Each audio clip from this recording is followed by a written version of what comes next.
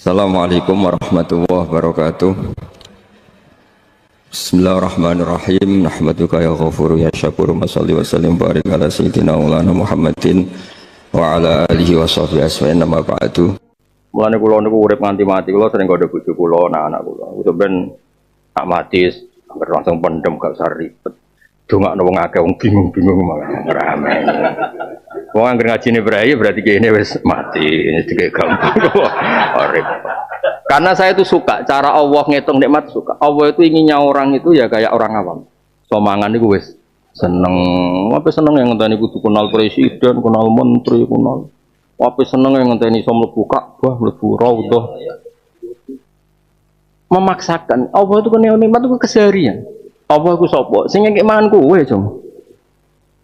Ya wis wa amanahu min khaufi ra diusir bojomu sapa.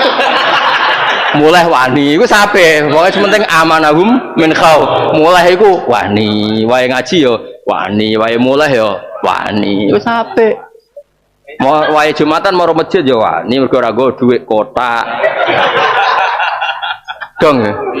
Dadi penak urip iku wis sama tak ceritane Kanjeng Nabi. Wong paling kondang ning donya Kanjeng Nabi. Gawe standar nikmat tuh man asbaha ya. Aminan fi sirbi. Pokoke ning omah wani kemal kemul, aminan fi sirbi kemal kemul. Beda gedek wis pokoke mu'afan fi jasadi. Kowe ira ngem ya ijek, ora di mripate ora diculek wong, pokoke indahu kutu yaumil indahu sesuk ya ana sing dipangan. Ya tak baleni man asbaha aminan fi sirbi mu'afan fi jasadi terus indahu qutu yaumi sesuk ana sing dipangan fakaan nama khizat lahu dunya bi hadafiriha wis dianggap duwe donya sak isine lho kula mboten sombong kula biasa takoki bojo kula anak-anak kula anggere ngaji ngopi ya gede biasane mbek mil awake ambek anak kula teng iki nggih guyon mbek anak terus bayangno ki gede wawal wong ape teko dong waduk wong bingung-bingung ini terus dong terus salaman dicucup diwolak-walik keribetan. Dan ini kalau maklumat betul. Mboten niki madhab kula, sampean ra ono trapo ngurus samu. Wong kudu berlatih. Bahwa nikmat itu oleh hal-hal yang keseharian yang pasti kita punya. Kalau iso mangan, itu kan hal yang pasti kita bisa. Sujud tengah malam. Daripada kebangun nikmat dihormati banyak orang. Sambil yo nek orang. Untuk misalnya yo sampai kapan? Pangeran ngitung nikmat pangeran zat paling kondang nyifati dirinya wis sederhana. Kowe roh aku sapa? Sing atama sing mangan kowe. Ora muluk-muluk. Aku sing iso dadekno kiai Pak jet pribadi ngono. Aku sing dadekno kiai kurang rong dina iso haji. Aku sing dadekno kiai iso mlebu Ka'bah. Ora usah keduren ngono-ngono. Nek Allah sama ya sing ngekek mangan. Ya tak baleni meneh. Ketok anak Rasulullah sallallahu alaihi wasallam ku nabi tenan. Kula nu pun ngecek ya sekian hadis. Gak ono mas, kata sing mirip dawe Allah kaya dawe Kanjeng. Allah kan mau nyebut dzati alladzi atamahu min ju' wa aman. Itu coba pengganti katanya ya, man asbaha mu'afan fi jasadi. Ya, man asbaha aminan fi sirbi, mu'afan fi jasadi. Terus indahu qutu yaumi. Dadi Kanjeng Nabi didik umat wis aja. Kowe mau mulai wani to, gak diusir bojomu nggih Nabi. Mas yo kowe gedhong anakmu kausan. Kak kawinan ya? Alhamdulillah. Mas yo keduman isa-isa mbek gedhong anak. Mas yo nyapu ta kira diusir kok. Oh, jamu bojo. Cek semangat. Lho Nabi nak muji fakaan nama khizat lahu dunya. Iki ana bi khadzafiriha. Dadi ora usah ngenteni seneng ngenteni diundang ning Batam. Ning dina Brunei ya? Tahu. Singapura, ora usah ngono. Tahlilan 20.000 ya wis seneng. Engko manakipan untuk daging paling akeh ya wis seneng. Dibuka ning omah 10.000 ya wis seneng. Oleh berkatok ya seneng. Berarti pangeran sing kondange ngono nyifati dzate mu'alladzi atamahu min. Kowe roh aja ngaku sapa. Lho itu padahal hubungane pangeran mbek wong Quraisy lho Mas. Quraisy itu bangsa tertinggi. Iku hubungane mbek pangeran apa tekandane, Cong, kowe tak kei. Mangan, kowe mulai ya wani. Wa amanun kowe mulai. Wani. Ora jamu. Apa meneh trimo kene-kene wis untuk mangan sekondang bangsa Quraisy. Bangsa Quraisy sing diitung nikmat tu pangeran allazi atamahu bincu Ya mulane sekali-kali dadi wong waras dan ngerti nikmat itu ya biasa keseharian, beda anak seneng. Ya eling-eling ngode napa man asbaha aminan fi sirri mu'afan fi jasadi indahu qutu yaumi wa fakaan nama khizat lahu dunya bihadat. Iku lho bayang urip ku ya biasa. Jare wong akeh iki gedhe ya ora penting, ora penting. Bengi sampai turu eling pangeran. Eling lucune donya. Terus tinggal turu pangeran. Sing ora oleh turu kan pangeran. Kowe kan oleh turu. Lho, turune wali ngono wis ngerti nek donya diatur pangeran dadi ditinggal. Oleh turu. Kula anggere maca surat iku mesti eling-eling allazi atamahu min ya apa pangeran. Kula nu gadah tulisan. Tapi kula mboten niat ngarang mboten. Tapi kula gadah tulisan kata. Ayat-ayat sing Allah itu sangat sederhana ngitung nikmat. Misalnya begini, kaum Ibrahim itu menyembah selain Allah. Kenapa menyembah? Selain Allah. Terus kata Nabi Ibrahim itu cuma, ngene loh cuma. Nyembah itu di nomor loro mas. Dari Ibrahim nak kowe seneng duit atau seneng rezeki. Fabtahu inda wahi rizqah wa budu. Ora apa-apa kowe Islam golek duit sik uga apa-apa. Fabtahu inda wahi rizqah wa budu. Lagi waskurulah. Tak golek. Ketika Nabi Ibrahim menghendaki anak putune iku salat. Iku yo ngerti anak putune seneng duit banget ngertine. Umatnya seneng duit banget ngertine. Redaksine diwalek tok ngene. Robbana liyuqimus shalah. Anak putuku lagi kersane saleh Gusti, tapi nak salat tok terus ora di dhuwit kudu bingung iki Gusti. Terusane ku fasal afidatam minan nas tahwi ilahi marzuqu minas sawara. Ini ku nyeten lho Gusti. Nggih salat, tapi niki ku nak ora di dhuwit itu terus modele ngono. Tangen-tangen apik tenan Nabi Ibrahim. Maksudnya ngene lho, dakwah Gusti, tapi entuk ngono. Nggih seneng Ka'bah Gusti, tapi kudu ono. Nah, karena Nabi Ibrahim itu nggak ingin kata sholat itu diakhirkan. Mestinya itu kan butuh ta'aluk, harusnya kan di belakang. Tapi berhubung beliau itu sangat senang sholat, Robbana liyuqimus sholat nomor satu supaya mereka mau sholat.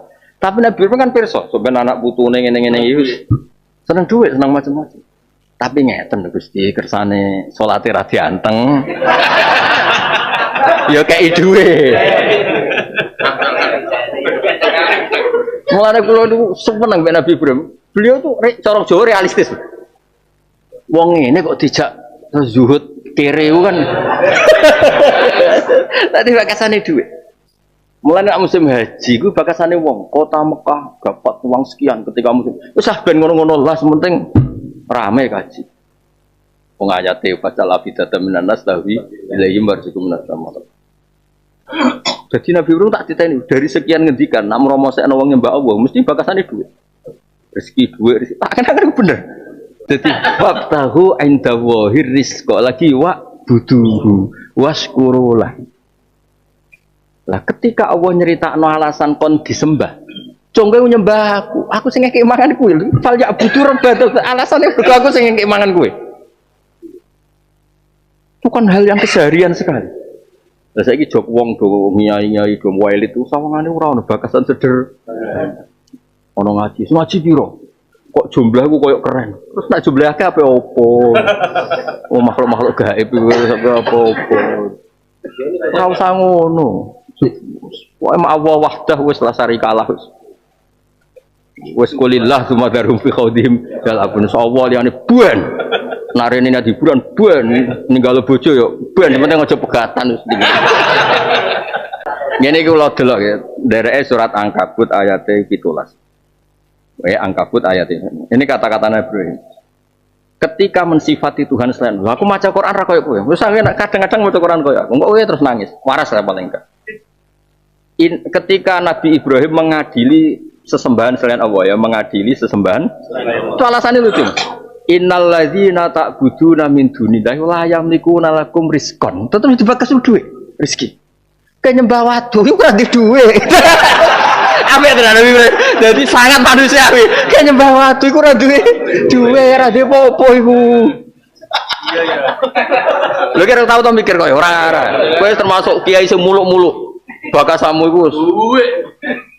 Sing gede-gede, misalnya kiai merasa kitab untuk kaji mujamalah, kitab untuk undangan Arab Saudi, wah bakas sama. Ki sederhana iku aku. Maksudnya ya ngene dititipi umat ngene. Seneng kowe ra karuan deh. Nggo rame-rame. Lho ngono iku tak tirakati Mas, Mas rai-rai ngene iki tak tirakati. Jadi innal ladzina ta'buduna min dunillahi la yamlikuna lakum rizqan. Ora mulu-mulu. Sing mbok sembah ora iso nyuwargakno kuwi gak bakasane pertama iku duwe. Sing mbok sembah iku ora duwe duwe. Apik tenan Nabi Ibrahim top tenan.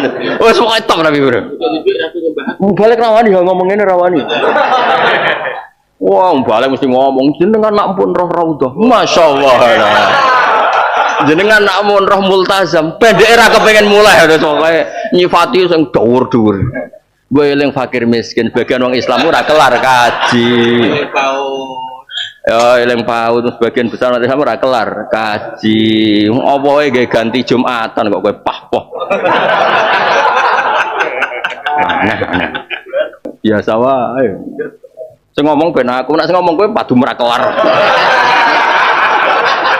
Sing ngomong aku kan wong ijma.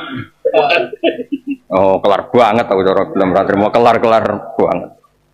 Ya jadi aku nak maca surat iki mesti wong apiane kok Nabi Ibrahim. Nabi Ibrahim itu abul anbiya, abul. Ketika mengkritik bahwa orang nyembah selain Allah itu salah. Yang ditonjolkan pertama itu innal ladzina ta'buduna min dunillah la yamliku lakum rizqan. Ya ini dari surat Ankabut ayat 17. Innal ladzina ta'buduna min dunillahi la yamlikuna lakum rizqan. Sesederhana itu.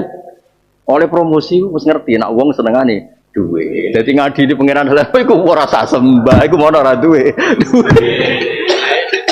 Ape-ape. Dong. Seneng ya sederhana. Ya tulis ya mau surat apa? Ankabut. Ben kowe tambah seneng mbek Nabi sinten Ibrahim. Walau akhidu mau mengalap sapa Allah anas saya manusa bima kan perkara kasabuka nglakoni sapa anas.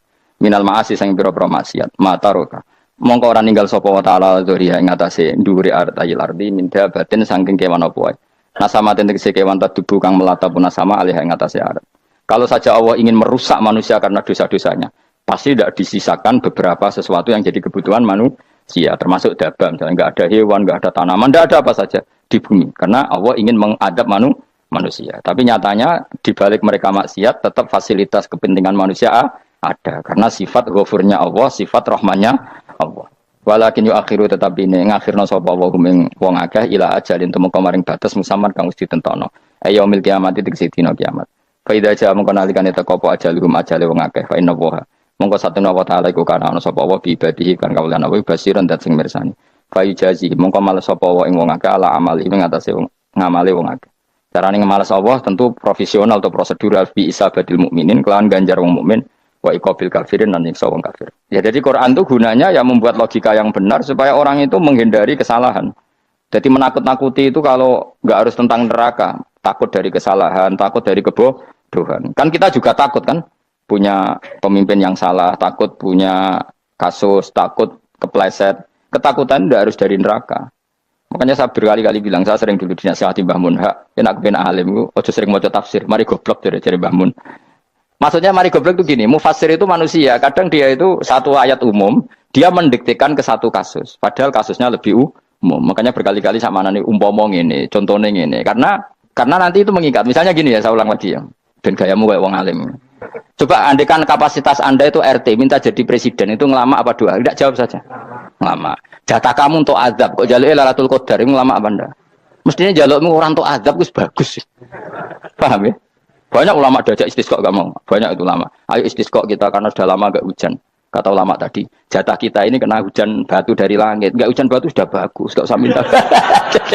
Ulama macam-macam. Lah rai-rai ngene iki pantese entuk Lailatul Qadar untuk adab aja jawab. Orang untuk adab wis bagus. Yo dadi dongane ya Allah. Ampun jenengan siksa la tu akhidna. La tu akhidna maknane njuk Lailatul Qadar pun ora disiksa. Biar makam kita itu masih Rabbana la tu akhidna. Iku supaya gak disiksa innasina waktu kalau kita salah. Kowe kan gak kalau. Wah sudah salah. Jadi donga innasina waktu sange apikane pangeran wae ditambahin. Kalau kita salah. Kalau kita kan sudah ada kalau lagi sudah. Sudah jelas salah berkali-kali lagi. Mbok wong diisin. Njolak jaruk Lailatul Qadar gak diisin. Tapi oleh yang pangeran apian, pangeran kan, tapi misalnya pangeran ora aku, luwe apian timbang aku. Jadi soalnya disahno permintaan. Tapi gak dikabulno. Mau disahno, tapi ora usah apa? Disahno iku iman jalin dan goblok piye meneh, macam-macam. Makanya doa paling fair itu ya Rabbana dzalamna anfusana wa lam taghfir lana wa tarhamna lanakunanna. Makom kita itu disepuro pangeran. Sing bener donga wong traweh-traweh lho ning Tuban ning Jogja wis bener. Apa innaka afuwun karim tuhibbul afwa fa'fu anna. Ora ana guru-guru kita donga, ya Allah anilna lailatul qadar ya Allah. Ka ora sarahku iki kita ana ngajarno ngono ya Allah innaka afuwun karim tuhibbul afwa fa'fu anna. Jenengan kandat sing kathah nyepurane lan seneng nyepuro himpun jenengan sepuro. Iku wis bagus sudah bagus. Lailatul qadar gresuk ndelok srengenge. Terus ndelok angin. Angger daerah Gunung Kidul banter terus anak-anak. Boy wong tahu diri, maksud kula dia tetap minta Lailatul Qadar tapi tahu diri. Misalnya suwe bersedekah, poso ber salat 1000 rakaat, terus utang si sahur, ambek togo-togo sing mbok dolimi jaluki sepuro. Pas kowe tenan mergo wis ngrasa ora dolim, nduk Lailatul Qadar. Tapi kira ngrasa ora dolim wis ujug sombong. Wong sombong ora berhak meraih. Lah terus piye Gus? Ya piye biasa wae, pokok biasa wae.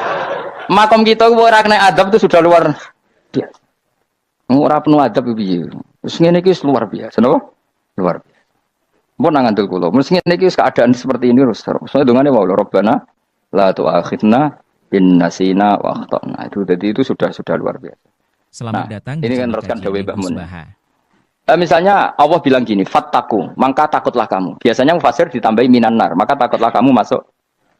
Sebetulnya yang perlu dihindari dari kita takut itu ya, takut salah, takut bodoh, takut tergolimi, takut mendolimi orang lain, takut hidup tidak ada gunanya. Tapi mufasir tentu milih yang populer. Takutlah kamu dari api neraka. Coba misalnya gini, kita nanti masuk surga. Kemudian zaman di dunia kita tidak pernah berkampanye ya atau berkontribusi untuk agama Allah. Cara saya itu izin. Kata Imam Malik, saya masuk surga. Kemudian orang yang mencintai saya masuk surga itu saya malu. Rasulullah juga gitu. Saya sebagai pemimpin umat, saya malu masuk surga. Dan satu dari umat saya masih masuk neraka. Jadi ulama dulu tuh ketakutannya bukan sekedar masuk neraka, takut malu, takut bodoh, takut keliru, takut. Saya misalnya nanti masuk surga itu malu, andaikan saya tidak pernah ngajar tafsir Jalalain. Malu saya. Karena kalau tanya Allah, kenapa pun swarga? Terus diberi swarga. Tapi kalau pernah baca tafsir Jalalain kan anak keren nih. Keren artinya saya pernah mengkampanyakan Quran, pernah mengkhidmai Quran, pernah ngitmai kitab engkau ya Allah. Saya pernah ngitmai umatnya Rasulullah, yaitu sampean kabeh. Pernah mulang, pernah sowan. Lho saat tiap bulan sowan jenengan gak sopan tapi. Mulane kira usah bales sowan rono malah ganggu anak-anak. Kadang santri yo pidol, wis diulang cek sowan. Orang tuh kiai kalau sudah di rumah tuh milik keluarga biar fair. Bermulang cek assalamualaikum. Terus kiai ini kagok keluargane ku kapan? Mbok mikir bocah ora karo-karuan. Jadi seneng ya di ilmoni, seneng ya di ilmoni. Saya ulang lagi ya. Nah, kata yang ditafsir itu sering tidak mengikat. Makanya kata Mbah Mun, baca tafsir itu dikurangi. Maksudnya dikurangi itu bukan apa-apa. Maksudnya tadi, kalimat yang ditafsir itu tidak mengikat. Yang mengikat itu yang kalimat di Quran. Nah, kalimat Quran itu umum, kenapa? Misalnya gini, Allah lalu gini, ikdilu, kamu harus berbuat adil. Lalu adil itu misalnya mufasir menafsiri, adil itu menyamakan di antara dua orang konflik. Misalnya di MK 01 dan 02 dianggap sama, itu namanya adil. Itu kan dawai mufasir. Atau misalnya gini, Allah bilang gini ke saya, hak kan ada di kiai sing adil. Terus adil ditafsiri orang, adil itu menyamakan sesama murid, haknya sama. Nah, tapi bisa saja adil itu di luar itu semua. Misalnya gini, ternyata adil menurut Allah gini, adil maknanya seimbang, apa? Adil itu maknanya apa? Seimbang. Lalu keseimbangan seorang hamba adalah dia ingat Allah lebih banyak. Karena ini bandul yang benar-benar nyata. Allah itu nikmatnya nyata. Sehingga ketika saya sebagai orang alim, ingat saya alim itu karena Allah. Dikasih ilmu Allah, dikasih cerdas Allah. Dikasih semuanya dari Allah. Sehingga saya itu tidak merasa kumuh pada kalian. Karena semua ini dari Allah. Kemudian Allah sendiri yang memerintahkan, ya, kamu harus mengajar. Maka saya ada Arab-Arab salam templek sampeyan, penghormatan sampeyan, apresiasi sampeyan. Karena saya hubungannya hanya dengan Allah Subhanahu. Itu namanya adil. Meletakkan sesuatu proporsional. Itu juga adil namanya. Makanya seseorang itu nggak bisa dikatakan abid selagi belum tahu kalau ibadahnya minallah. Jadi misalnya ke ibadah tok. Ternyata kamu yakin itu ibadah kamu, amal kamu itu belum abid. Abid hakikat adalah alhamdulillah alladzi hadana li hada wa ma kunna linahtadiya laula anda tahu. Ketika kita sujud yakin ya Allah alhamdulillah jenengan menakdir saya sujud. Saya sholat, alhamdulillah, engkau menakdir saya sholat. Sehingga minallah dulu, pikiran itu semua kebesaran kebenaran hari ini minallah dulu. Baru setelah minallah kita yakin billah. Setelah billah juga yakin ilah. Wah, misalnya gini ilah itu. Setelah saya ngajar tafsir Jalalain, kepentingan saya satu. Hamba-hambanya Allah menjadi tambah mencintai Allah. Tidak mencintai saya, enggak penting sama mencintai saya. Makanya Imam Syafi'i tiap ngajar bilang begini. Waditu annal khalqa ta'allamu hadal ilma wala yahmadunani. Saya senang kalau kalian belajar fikih sama saya, tapi kamu tidak usah muji saya. Jadikan fikih ini alat taqarrub kamu kepada Allah. Itu namanya minallah wa ilallah. Itu adil. Tapi adil yang dijelaskan ulama beda-beda tadi. Ada mengatakan adil adalah proporsional antara murid, antara keluarga dan murid. Meskipun kamu senang mulang, jangan merantarkan keluarga, itu tidak adil. Itu kan versi, no? Maksudnya Mbah Mun, kamu jangan terjebak versi-versi dalam tafsir. Paham ya? Karena Allah hanya ngendikan i'dilu wa aqrabu. Paham ya? Tapi kan penjelasan adil ini orang versi. Paham ya? Ada yang nulis adil adalah meskipun mimpin masyarakat ya ingat keluarga. Karena sing tukang wayo nafsirin adil adalah karena laki tidak cukup istri satu maka ayo kan yo repot kan. Tapi kalau kadung istrinya 3 atau 4, adil adalah harinya sama meskipun janda dan perawan. Dari sing lanang gak adil adalah proporsional. Sing wis suwi dikumpuli dikurangi. Yang baru ya mungkin kabeh enggak kalau nuruti. Mungkin enggak? Ya, tapi itu kan versi, nama. Maka kata Mbak Mun itu memang saya itu merasakan, saya sebagai mufasir merasakan memang saya kan sering baca Jalalain beda dengan tafsir Munir, nanti beda dengan tafsir Qurtubi. Saya beri contoh misalnya. Dan kamu pasti salah jawab ini. Kalau kamu benar berarti ya alim tenan. Wa idza darabtum fil ardi falaysa 'alaikum junahun an taqsuru binas shalah. Orang kalau pergi itu boleh enggak ngosor salat? Enggak, jawab saja. Boleh kan? Ngosor salat itu apa? Misalnya salat asar 4 jadi berapa? 2. Kalau isya jadi 2. Kalau subuh? Enggak, sudah maju lah. Maghrib? Enggak, kan yang bisa dikosor hanya berapa? Yang rubaiyah, yang apa? Berarti kamu yakin? Antak suruh minas sholat artinya 4 jadi 2, yakin? Enggak, jawab saja. Yakin. Nah itu termasuk orang pinter. Ya. Berarti ilmu lagi sak trip. Ya? Sebetulnya kata Imam Qurtubi enggak. Ayat itu kan hanya bilang gini, kalau kamu bepergian, maka kamu boleh menyendak sholat. Qasru itu memotong. Dari aturan yang dulu 4 menjadi 2. Sebetulnya tidak hanya itu tok. Aturan tidak boleh membawa najis menjadi boleh. Aturan harus tumak ninah menjadi tidak harus tumak ninah. Misalnya kamu sholat dalam keadaan perang. Wajib tumak ninah apa boleh sambil lari-lari? Boleh sambil lari-lari. Boleh gak ketika perang kamu sholat sambil menghadap tidak ke kiblat? Boleh. Makanya antak suruh minas sholat maknanya apa? Jika kamu pergi, maka dalam konteks itu kan perang ya. Ayat itu memang konteksnya perang. In khiftum ayyaftinakumul ladzina kafar. Jika kamu dalam keadaan perang, maka boleh memangkas apa yang pernah wajib dalam aturan sholat. Paham ya?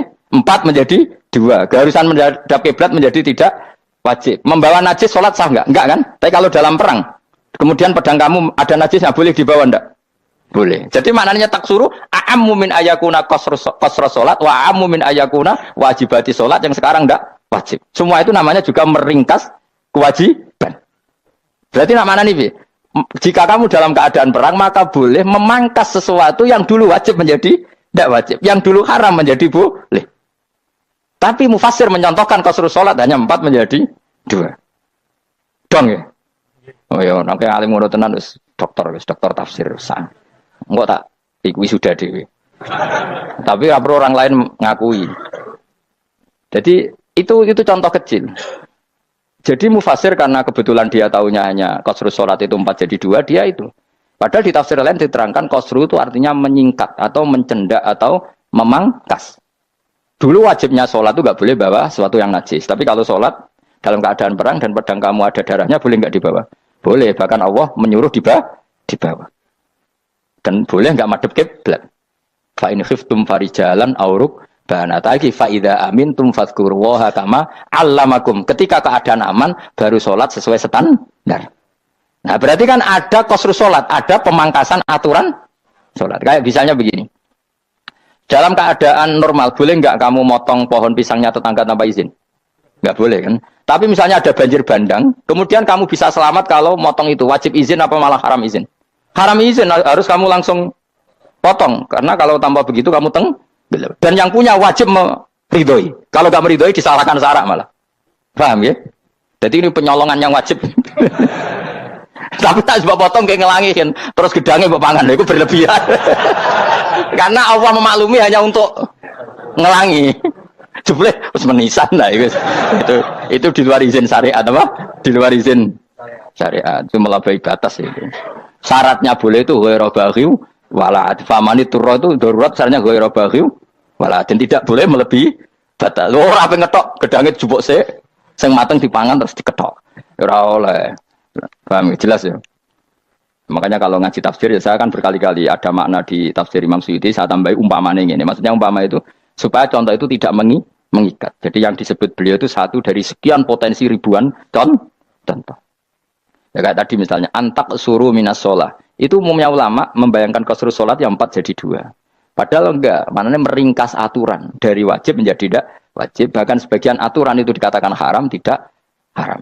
Itu tadi misalnya bawa najis atau teman kamu mau dibaca orang kafir terus kamu bilang, hei hati-hati, itu tidak batal kalau dalam sholat siddatil khauf. Paham ya? Jelas? Semaju lah, malam terus likur, lelah dulu. Aku wis gumen mbek wong-wong itu, bingung ora ilmune wong-wong. Ma unzira abahum, lam yung daru tegese ora den kei wedi sapa ngangge fi zamanil fatrah ing dalam zaman fatrah. Ya sama seperti ini. Orang tidak mendapat ingdar itu fi zamanil fatrah, zaman enggak ada rasul. Tentu tidak hanya itu tok. Ada rasul tapi orang itu jauh dari komunitas ulama. Itu juga termasuk orang yang tidak mengalami ingdar. Jadi tidak mengalami ingdar bisa di zaman fatrah atau sudah ada rasul tapi dia jauh dari ulama atau jauh dari komunitas Islam. Itu juga komunitas yang tidak mengalami ingdar.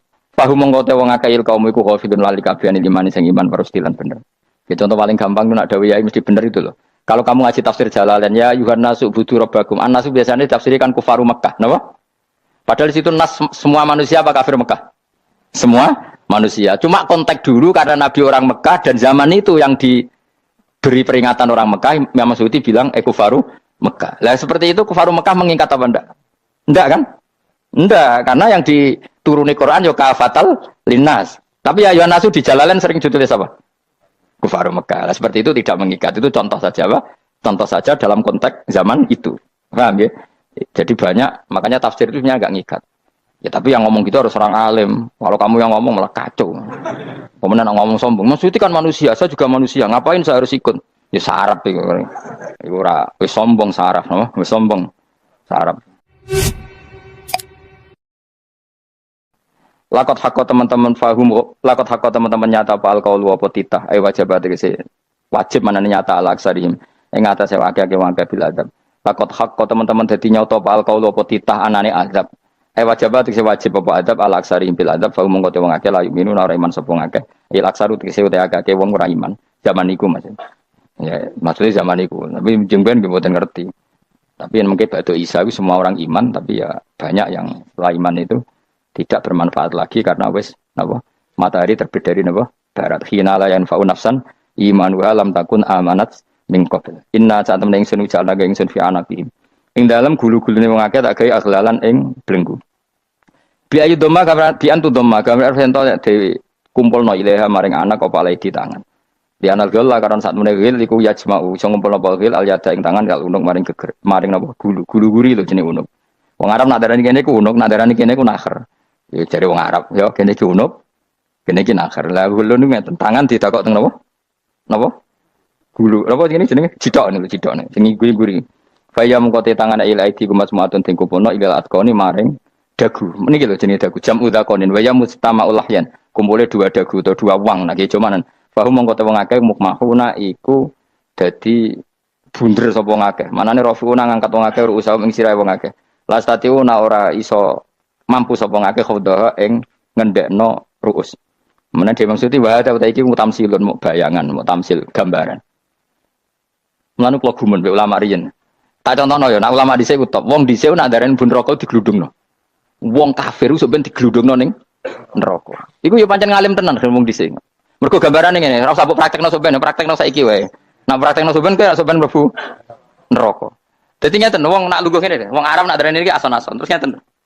Ngeten, niki kan, niki jenenge apa? Dengkul, dengkul itu kena dagu, terus tangan kena cidok, tadi ngeten. Jadi uang itu dalam keadaan bunder, paham ya?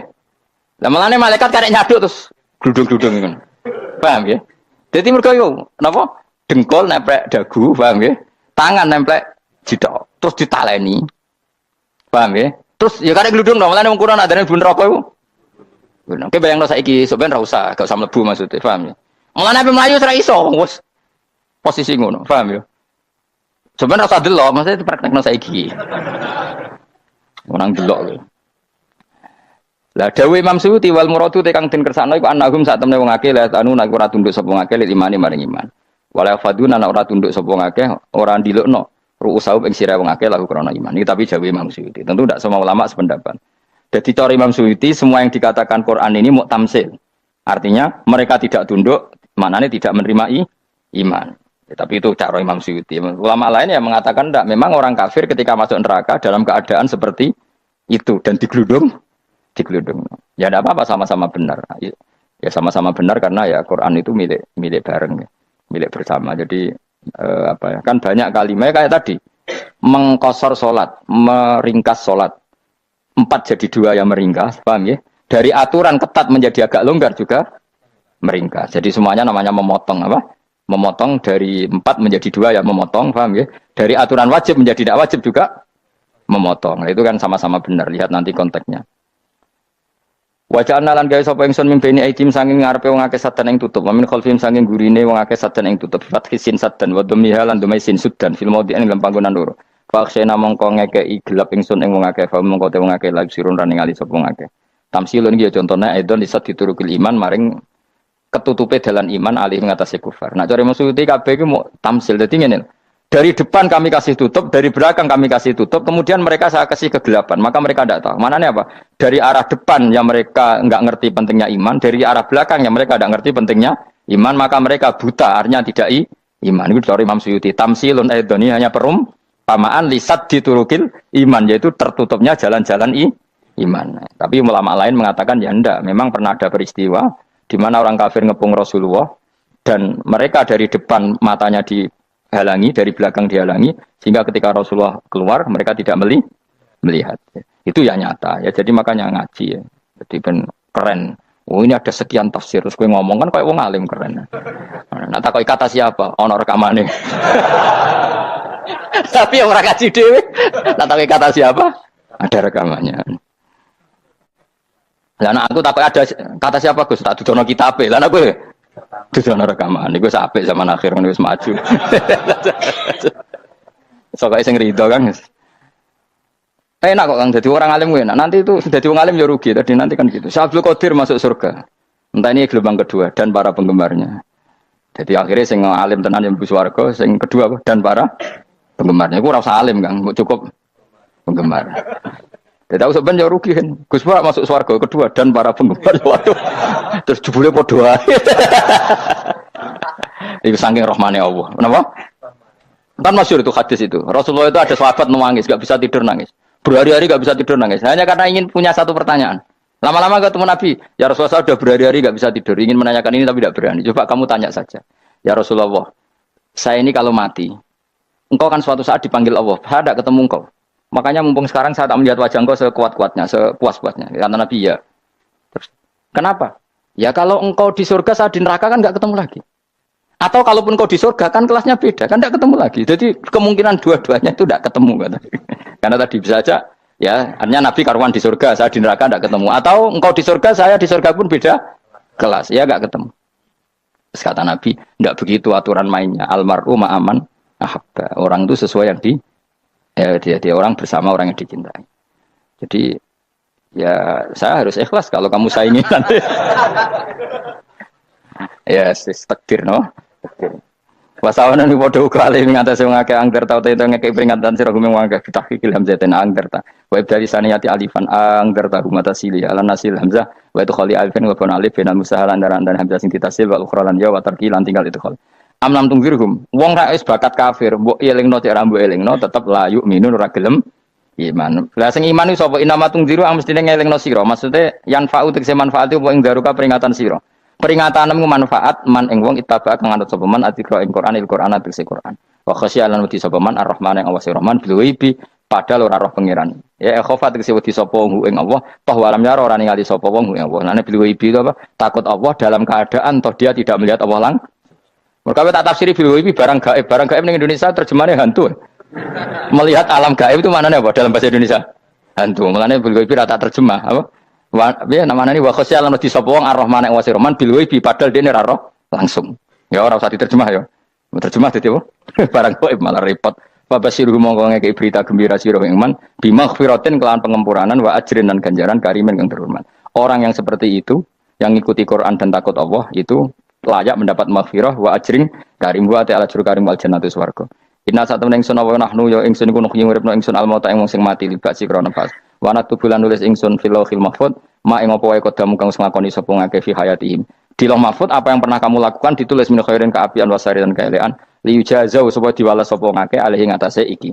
Wa atharahum lan yo tak tulis bekas-bekas kelakuanem.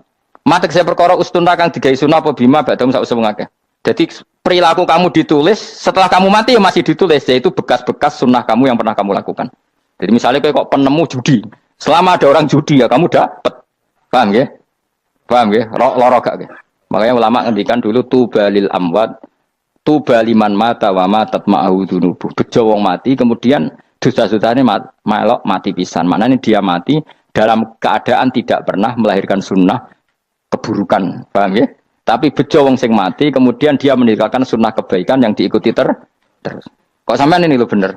Gak paham jalannya lah, nggo jalan kalau turun ngaji. Sehingga sebenarnya anak gak paham lah ya gowo. Lo kok gowo jalan cung dhisik bapak ra paham lah ya gowo. Itu sudah bagus. Apa? Bagus. Berarti pokoknya anut anam ya anut. Wah, pokoknya keren, pokoknya keren sampean keren. Jadi nanti sampean anam tuku jalan takoki, Pak. Kok tuku jalan dhisik bapak aku ning lemari iki ono jalan. Lah tapi dhisik bapak paham yo ora paham bodoh. Wes stop, stop. Jelas ya gitu anak tubuh mangkot damu wa atharoh. Makanya sisa-sisa amal kita, bekas-bekas amal kita semuanya adalah ditulis sampai Allah Subhanahu wa taala. Mulane kula kepengin jenengan nate syukuran, pisan-pisan nate syukuran. Pertama anak kita bisa sholat. Guling-gilingan banyak orang syukuran perkara ulang tahun. Kenapa pertama anak kita bisa sholat kita tidak pernah apa? Syukuran. Padahal sholat itu yang menjadi identitas anak kita, kehambaannya ila yaumil qiyamah. Mbok yo orang itu gitu. Sehingga nanti anak kita tuh senang sekali. Itu saya itu kalau agak marah, itu anak saya yang paling kecil, baru umur 6 tahun. Itu tahu-tahu bilang, "Pak, saya sudah sholat." Karena dia tahu, saya itu paling terhibur kalau ada berita sudah sholat. Jadi itu penting supaya orang itu tahu orientasinya bapak itu sholat. Jadi jangan sampai terus anak kita kalau ulang tahun syukuran, tapi pas sholat kita dingin-dingin saja. Lama-lama anak kita berperasaan sholat itu tidak penting. Buktinya apresiasi bapak biasa saja. Itu contoh kecil. Sehingga nanti tertanam, anak kamu tertanam, nanti cucu kamu tertanam. Jadi itu namanya asar apa? Asar. Jadi harus seperti itu. Jadi ya itu namanya asar. Makanya Nabi Ibrahim nggak berani minta uang sama Allah, minta rezeki nggak berani. Tapi kalau dia menyebut sholat dulu baru berani. Robbana liyuqimus sholat faj'al afidatam minan nas tahwi ilaihim warzuqhum, kata Ibrahim, supaya mereka kuat sholat ya Allah. Nggak apa-apa kamu kasih makan supaya kuat sholat. Karena kalau Nabi Ibrahim hanya berdoa, ya Allah kasih mereka makan. Nah gue zino, gue demenan, gue judi. Nabi Ibrahim melok dosa. Makanya dimulai Robbana liyuqimus sholat supaya mereka kuat sholat ya Allah. Enggak apa-apa mereka kasih makan. Jadi supaya ini sholat jadi pokok. Kenapa kita makan? Supaya kuat sholat. Andai kan Ibrahim hanya berdoa supaya kasih makan mereka. Kemudian kekuatan itu dipakai maksiat. Ibrahim kan ikut dosa. Itu sirinya kenapa doanya Robbana liyuqimus sholat ya. Jadi kata liyuqimus sholat didahulukan apa? Supaya mereka kuat sholat. Maka kasihlah makan, kasihlah rezeki. Jadi supaya sholat jadi pusat orientasi. Itu harus dilatih. Ya tentu kamu ngelatihnya sidik-sidik. Wong anake sapa kan gitu. Tapi ini kan cerita aja. Maksudnya orangnya biasa wae. Maksudnya aku mau cerita. Kowe gelo ya monggo. Terus mutung ra ngaji ya monggo, gampang. Kowe ra ngaji, aku golek murid kok kowe gampang. Kowe golek guru kaya aku kangelan. Ya maksudnya sing gelem ngalah teko ini kan. Oh, liane larang kang nyewane. Wa asarohum lan bekas-bekasnya mereka. Makanya ketika Ahmad bin Hambal itu ahli hadis karena selagi riwayatnya dia dipakai orang tahu Rasulullah itu karena ahli hadis. Bener yang paling hebat tentu qala Rasulullah. Tapi apa artinya qala Rasulullah kalau enggak diriwayatkan dari ulama sampai kita. Tapi apa artinya sampai kita nak gak ono sing ngalahi maca ngene iki. Mburohno maca ngene. Paham nggih? Ayo jajal ke tuku kitab Musnad Ahmad. Nak ra roh gudhi larang ngono tok. Mergo ora ono sing maca ora ro isine paling kenangane apa? Gudhi larang. Tapi baru kayak sing maca kemudian bisa ini juga asar. Makanya guyonannya orang-orang Indonesia itu kan orang ngaramkan judi gitu, bareng dikasih tahu. Tapi yang menang anak jenengan, alhamdulillah. Ternyata ngaramkan itu karena ada anaknya. Kalau anaknya yang menang ya seneng. Meskipun itu guyonan, tapi saya punya padanan itu dalam kitab Hikam. Nabi Ibrahim itu Khalilur Rahman, tentu bencinya minta ampun sama yang namanya maksiat. Suatu saat beliau diterbangkan di alam malakut. Itu kalau di Hikam saya halaman 15 juga. Saya masih ingat betul. Mungkin kalau Anda beda halaman karena beda cetakan. Atau nggak punya kitabnya. Atau punya tapi tidak bisa baca. Nah itu jadi berbagai kemungkinan. Atau punya tidak bisa baca tapi dianggap jimat. Atau digo pencitraan. Banyak itu kaji-kaji tidak bisa baca kitab tapi di ruang tamunya kitabnya besar-besar. Pencitraan itu, tapi ya bagus lah, nggak apa-apa untuk syiar. Setelah diterbangkan di alam malakut, diperlihatkan sama Allah, ada orang pezina, ada orang syaribul khomri, ada orang mabuk, ada orang macam-macam. Allah tanya sama Nabi Ibrahim, bagaimana pendapat kamu Ibrahim tentang mereka yang maksiat? Kata Nabi Ibrahim, ya Allah habisi saja mereka, mereka hidup di bumi engkau, makan rezeki engkau, kemudian mereka tidak taat sama engkau. Singkat cerita di fase itu, saya ulang lagi di fase itu, Allah nurutin. Sampai sekian peristiwa, mungkin 3 atau 4. Sudah, setelah sekian tahun Nabi Ibrahim lupa peristiwa itu, kemudian beliau diminta menyembelih anaknya. Ini versi kitab Hikam. Memang versinya banyak tentang kenapa Nabi Ibrahim disuruh menyembelih anaknya. Ketika mau menyembelih anaknya, Nabi Ibrahim ragu. Huwa samratu fuadi. Anak saya ini buah hati saya, kenapa engkau suruh menyembelih? Terus kata Allah, apa kamu tidak ingat ketika kamu saya angkat di alam malakut, kemudian kamu usul bunuh-bunuh, saya tidak mempertimbangkan usul Anda, tapi kenapa sekarang saya merintahkan kamu mikir gitu? Terus, ya karena ini anak saya ya Allah. Terus kata Allah, rumang samu wong sumpah kon mata ini gak gawean kau sing gawe kowe enak wae usul mata ini. Jadi sebenarnya saya yang bikin, kemudian Anda enak aja usul membunuh. Semenjak itu Nabi Ibrahim itu di eranya itu asfaqun nas, orang paling sayang sama manusia. Karena kadang kita keras itu ya kebetulan itu tidak anak kita, tidak keluarga kita. Cara orang Jawa itu kan gitu ya, kalau ada perempuan terus macak yang macam-macam pakai sepeda motor cowok terus wah itu luput suwuk, semoga-moga gini. Tapi setelah dikasih tahu, niku ponakane jenengan, semoga-moga selamat. Jadi jangan-jangan kemarin ahli ma'asi itu kebetulan itu tidak keluarga kita. Kalau keluarga kita yang pernah salah pada kita, semangat kita mintakan maaf. Jangan-jangan kita didikte hukum sosial gitu. Jadi orang yang salah, kebetulan itu orang yang menservis kita. Atau keluarga kita, atau orang dekat kita. Jangan-jangan semangat kita mintakan ampun. Tapi kalau sama orang lain, kebetulan musuh kita semangatnya minta itu kena adab. Nah ini yang nggak boleh dalam Islam. Islam mengajarkan niru Rasulullah SAW, Nabi itu rahmatal lil alamin. Bahkan kemarin saya ngaji virtual sama beberapa habaib, ada Habib Ali Al-Jufri dari Mesir, ya, ada Habib Alwi dari Kuitang, ada Habib Nabil Al-Musawa. Dari sekian habaib itu saya masih ingat diantaranya yang didawuhkan rahmatan lil alamin itu ketika Nabi adahu kaumuh, disakiti oleh kaumnya, dan itu mereka masih kafir semua. Itu mereka dapat doanya Nabi, Allah mahdi qaumi fa innahum la ya'lamun. Kayak apa baiknya Nabi, orang yang menyakiti, yang melukai, tapi Nabi masih berdoa, Allah mahdi qaumi fa innahum la ya'lamun. Sayyidina Umar dapat doanya Nabi itu ya khina kana kafiran, ketika masih kafir didoakan. Allahumma aizzal Islam bi Umar. Itu ketika masih kafir. Itu pelajaran bagi kita bahwa yang sedang tidak cocok pun itu berdapat doa kita. Ya doa supaya kondisi kita baik, hari tambah baik. Karena agama ini, saya berkali-kali bilang, limangka nayarjuwa hawal yawmal akhir. Agama ini diperuntukkan bagi yang selalu punya harapan pada Allah Subhanahu wa Ta'ala. Saya cerita muhasabah ini tentang hubungan kita dengan Allah. Di Indonesia itu banyak orang fasik, banyak orang nakal. Ya di mana-mana orang nakal itu ya mayoritas, wa aksaruhum fasikun. Tapi berkahnya harapan. Mungkin saya kira nakal sok benda, mungkin saya kira sholat sok ben sholat, mungkin sekarang belum sakhok, belum dermawan, suatu saat dermawan. Barokahnya itu kefasikan ini dianggap sementara, sedang fasik, sedang tidak benar. Karena kiai-kiai kita, para guru-guru kita, para habaib utamanya itu mesti bilang semoga husnul khotimah. Nah, barokahnya doa itu, semoga husnul khotimah itu menjadikan satu pola sosial. Yang sedang fasik ini masih diharapkan jadi lebih baik, jadi lebih. Sehingga kita tidak ngambil sikap ekstrim, ya ingin menghabisi atau ingin mengadili, tidak. Karena selalu kita punya harapan. Dan agama ini limangkan erjuwo hawal yawm akhir. Bayangkan dulu kalau yang nakal itu anak kamu. Pasti kamu nggak ingin kan langsung dapat azab, dapat apa. Padahal kita semua jadi tokoh ini abul kulli, bapak dari semuanya.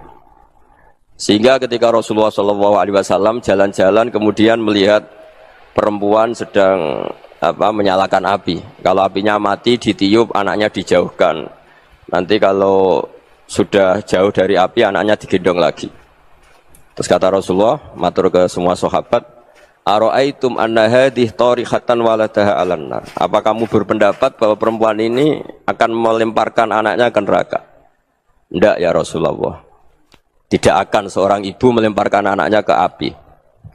Terus kata Rasulullah, Allahu arhamu min hadih biwaladiha. Allah lebih rahman, lebih rahim dibanding orang tua ini kepada anaknya. Ini yang harus kita kenalkan terus, kita kampanyakan terus. Supaya orang hubungannya dengan Allah itu nyaman, asik. Sehingga dengan demikian selalu ada harapan bahwa yang sedang nakal ini suatu saat tobat. Kita tidak boleh menghukumi pasti begini, pasti gini. Itu tidak wilayah kita. Itu juga yang dicontohkan Rasulullah SAW. Secara lahir Nabi itu nggak berkenan sama Wahsy, karena Wahsy itu salahnya salah fatal karena membunuh ahabban nasi ila Rasulillah, yaitu membunuh Said Hamzah. Jadi ketika Wahsy tobat, Nabi itu terima tobatnya.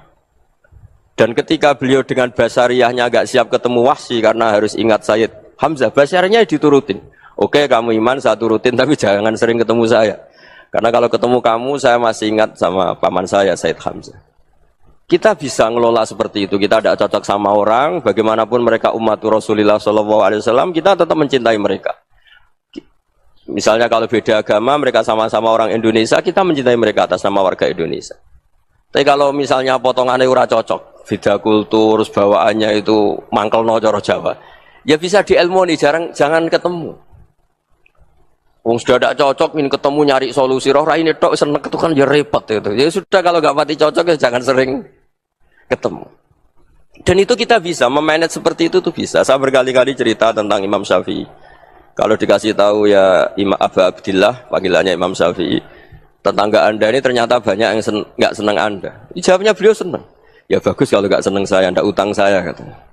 Jadi gara-gara saman seneng aku ngatur aku ini kan. Dan mungkin saman rasa seneng kan ya enak. Jadi hidup itu dianggap happy. Kalau seneng ya teman silaturahim, kalau nggak seneng ya nggak bakal utang gitu. Baru kaya seneng itu nggak ganggu. Gitu. Jadi dulu itu orang bisa ngelola seneng nggak seneng itu bisa. Karena ada kearifan hubungan dengan Allah Subhanahu wa Ta'ala. Hidupnya selesai karena masyghul bi dzikrillah. Mereka sibuk dengan Allah. Makanya kata ulama-ulama tasawuf, kamu jangan melihat manusia perilakunya, tapi kamu juga harus ingat yang gerakkan semua itu Allah Subhanahu wa Ta'ala. Dengan demikian kita farah, kita senang.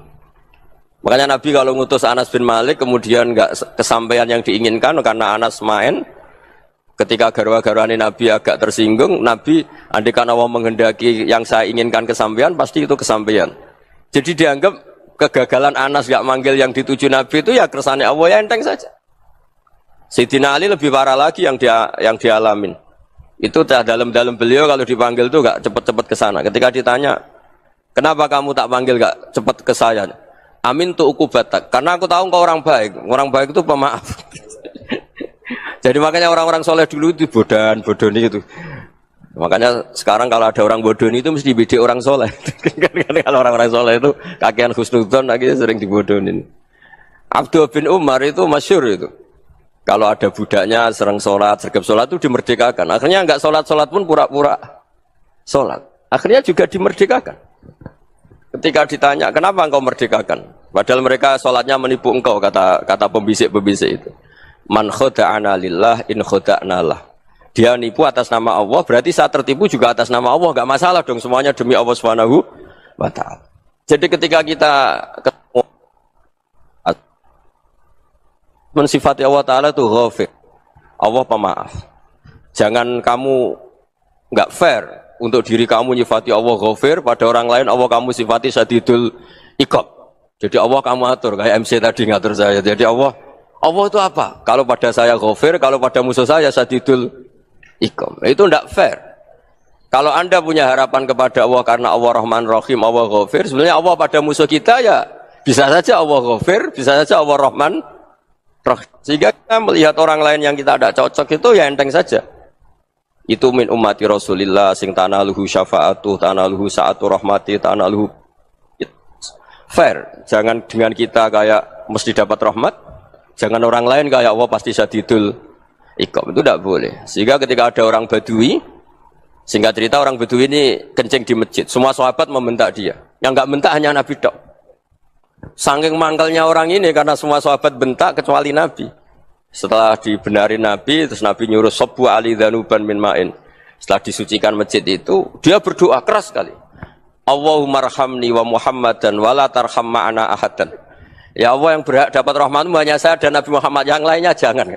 Karena yang lainnya tuh jengkelin, gitu aja saya salah dimarah-marahin gitu. Jadi kalau kamu doa terbatas ya kayak orang Bedui ini, kayak orang Arabi. Apa kata Nabi? Laqad tahajjarta wasi'an. Allah yang rahmatnya luas menjadi kamu sempitkan. Karena kamu mau atur Allah hanya Rahman pada Indonesian Power, pada NU, pada kita, yang orang lain nggak perlu dapat. Itu kan kasihan Islam, karena Islam terus nggak dimiliki semua orang. Allah nggak dimiliki semua orang, Rasulullah nggak dimiliki semua orang karena dipek NU, dipek ormas tertentu, dipek nggak boleh seperti itu. Nggak boleh takhasyar tawasian, kata Nabi, nggak boleh mempersempit zat yang rahmatnya itu luas. Ini semoga etika ini kita pakai di Indonesia. Yang sedang fase kita harapkan lebih baik. Yang sedang nggak dapat hidayah kita doakan dapat apa? Hidayah. Masyhur kan, makanya tadi saya mohon sama Habib Ali supaya Habib Ahmad supaya tetap mahalul qiyam, tabaruk sama Habib Ali. Di antara doa-doa di Simtud Duror masyhur itu antuqa bilal mudhniba minnah bil ghufran wal musi'ah bil ihsan. Jadi harapannya para habaib, para orang-orang baik dulu ya, semoga yang dosa itu dimaafkan, yang sedang salah dibuka, bikin lebih baik.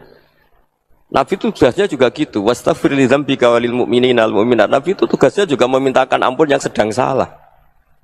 Nah ini cobalah jadi etika kita, muhasabah kita. Jadi muhasabah itu cara berpikir kita set, kita pikir ulang. Ternyata semangatnya seorang Nabi itu wastaghfir li dzambika walil mu'minun. Semangatnya itu memintakan ampun. Orang ahli tafsir tahu semua kalau Nabi itu tidak mungkin dosa. Jadi itu khitabun Nabi wa urida bihi ummatu, itu khitab Nabi, tapi yang dimaksud itu umatnya, karena Nabi tidak akan mengalami dzambun, tidak akan mengalami dosa. Sekarang enggak, kadang-kadang kita ini kalau orang lain salah itu semangat. Kalau di perusahaan ada teman salah, apalagi miran salah itu seneng, barokahnya salah bisa ganti kan gitu. Jadi kalau mungkin di dunia tokoh juga gitu, barokahnya ada tokoh salah, kita yang jadi populer sendiri, tidak boleh seperti itu. Kita harus salimus sodri di jami'il muslimin. Jadi ini harus dilatih. Saya tadi matur sama Habib Ahmad, latihan kita jadi hidup. Nabi itu kalau resep jadi wali itu kata Nabi gampang. Kata Nabi, kalau kamu ingin disenangin Allah, ya sudah. Kalau kamu asbahta wa amseta gini-gini, perasaan kamu, kata Nabi, jangan punya perasaan ghil sama orang muslimin. Itu sudah wadzalika min sunnati. Makanya Nabi ngendikan la yablughni ahadun an ahadin syai'an. Ada yang baca la yuballighni ahadun an ahadin syai'an. Seseorang jangan melaporkan ke saya tentang salahnya yang lain. Fa inni akhruju ilaikum wa ana salimus sadri. Karena saya ingin ketemu sampean semua dalam keadaan salimus sadri, tidak punya perasaan apa-apa. Karena kalau nurutin membisik, nurutin informasi itu ya repot, karena orang pasti sepihak. Ada kiai yang top, datang ke kampung-kampung ning desa-desa. Kata yang seneng itu punya akhlak. Wah itu bagus orang besar datang ke kampung-kampung.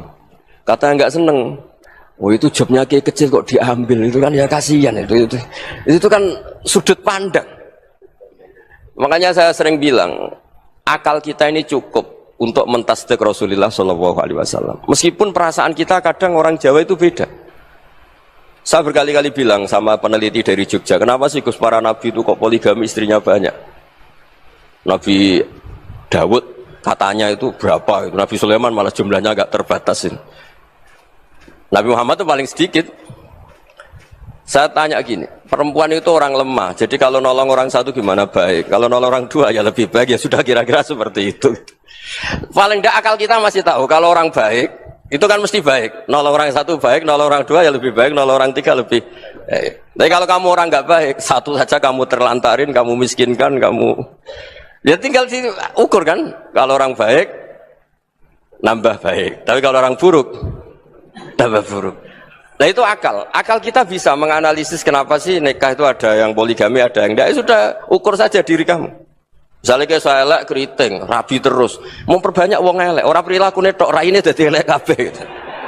Tapi nak kowe ku ganteng, alim, ganteng, sugih, anake ganteng-ganteng, berhubung kowe saleh ahli swarga kabeh, mertua yo bangga karena karir kamu meyakinkan. Ini mertua kamu aja enggak bangga mau nambah. Ipar enggak bangga, mertua enggak bangga, desa kamu yang kamu wayai juga enggak. Beda dengan Nabi ketika nikah Juwairiyah itu enggak ada pernikahan sebarokah Nabi dengan Juwairiyah itu. Azharu Rasulillah, di situ habis perang banyak tawanan gara-gara jadi bisanya Nabi langsung dibebaskan semua karena Azharu Rasulillah. Sekarang bisanya Kanjeng Nabi. Dulu Abu Sufyan mangkalnya bukan main sama Nabi. Gara-gara putrinya dinikah terus langsung jadi. Kalau kamu kan enggak, nikah 1, nikah lagi. 1 kampung musuh kamu. Karena istri pertama ya cemburu, yang kedua agak bangga. Wah itu selesai itu. Di dunia wal akhirah. Maksud saya, nganalisis Islam itu harus pakai akal. Dan akal yang dipakai, ini saya bawa ke kitab Ihya, adalah pikiran-pikiran para ulama. Makanya ketika Imam Ghazali ketika ditanya, fakaifa bi muslimin fasikin asawwaha fi jami'i amri. Kalau kalian ketemu orang fasik, orang Islam tapi fasik, perilakunya enggak ada yang benar. Kata Imam Ghazali jawabnya lucu, aneh.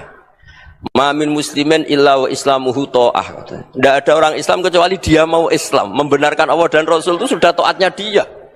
Kok kamu tidak bisa melihat taatnya dia?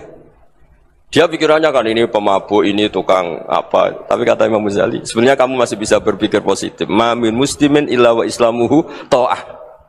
Tidak ada seseorang Islam ketika dia milih Islam itu pasti ada taatnya, yaitu tasdik pada Allah dan tasdik kepada Rasulullah sallallahu alaihi wasallam. Jadi dengan pola seperti itu, maka di antara guru-guru kita yang modern ya di era Mbah Maimun, di sini ada Habib Ahmad. Habib Salim syair yang sering dibaca beliau adalah ada orang munajat sama Allah, ini cerita munajat. Itu orang itu ngendikan gini. Ana muznibun, ana mukhtiun, ana asi. Huwa rahimun, huwa ghafirun, huwa afi. Ya Allah, saya mukhti, saya orang yang salah. Ana muznib, saya orang yang dosa. Ana asin, saya sering maksiat. Tapi engkau ya Allah, engkau ghafir, pemaaf. Engkau rahim, maha pengasih. Engkau afin, yang mudah memaafkan. Terus kata orang ini, ya agak kurang ajar, tapi saking senengnya sama Allah. Qobal tuhunna salasatan bisalasati. Ya gini saja ya Allah, sifat engkau diadu dengan sifat saya. Engkau Tuhan, Gusti, enggak boleh kalah katanya. Terus wasatah liban ausofu ausofi, dan engkau pasti pemenangnya gitu. Jadi ada orang rayu Allah dengan cara seperti itu ya ada ya. Saya ini manusia, salah saya banyak. Engkau ampunannya banyak. Engkau Tuhan, Gusti, enggak boleh ampunan Anda, ampunan engkau kalah dengan salah saya.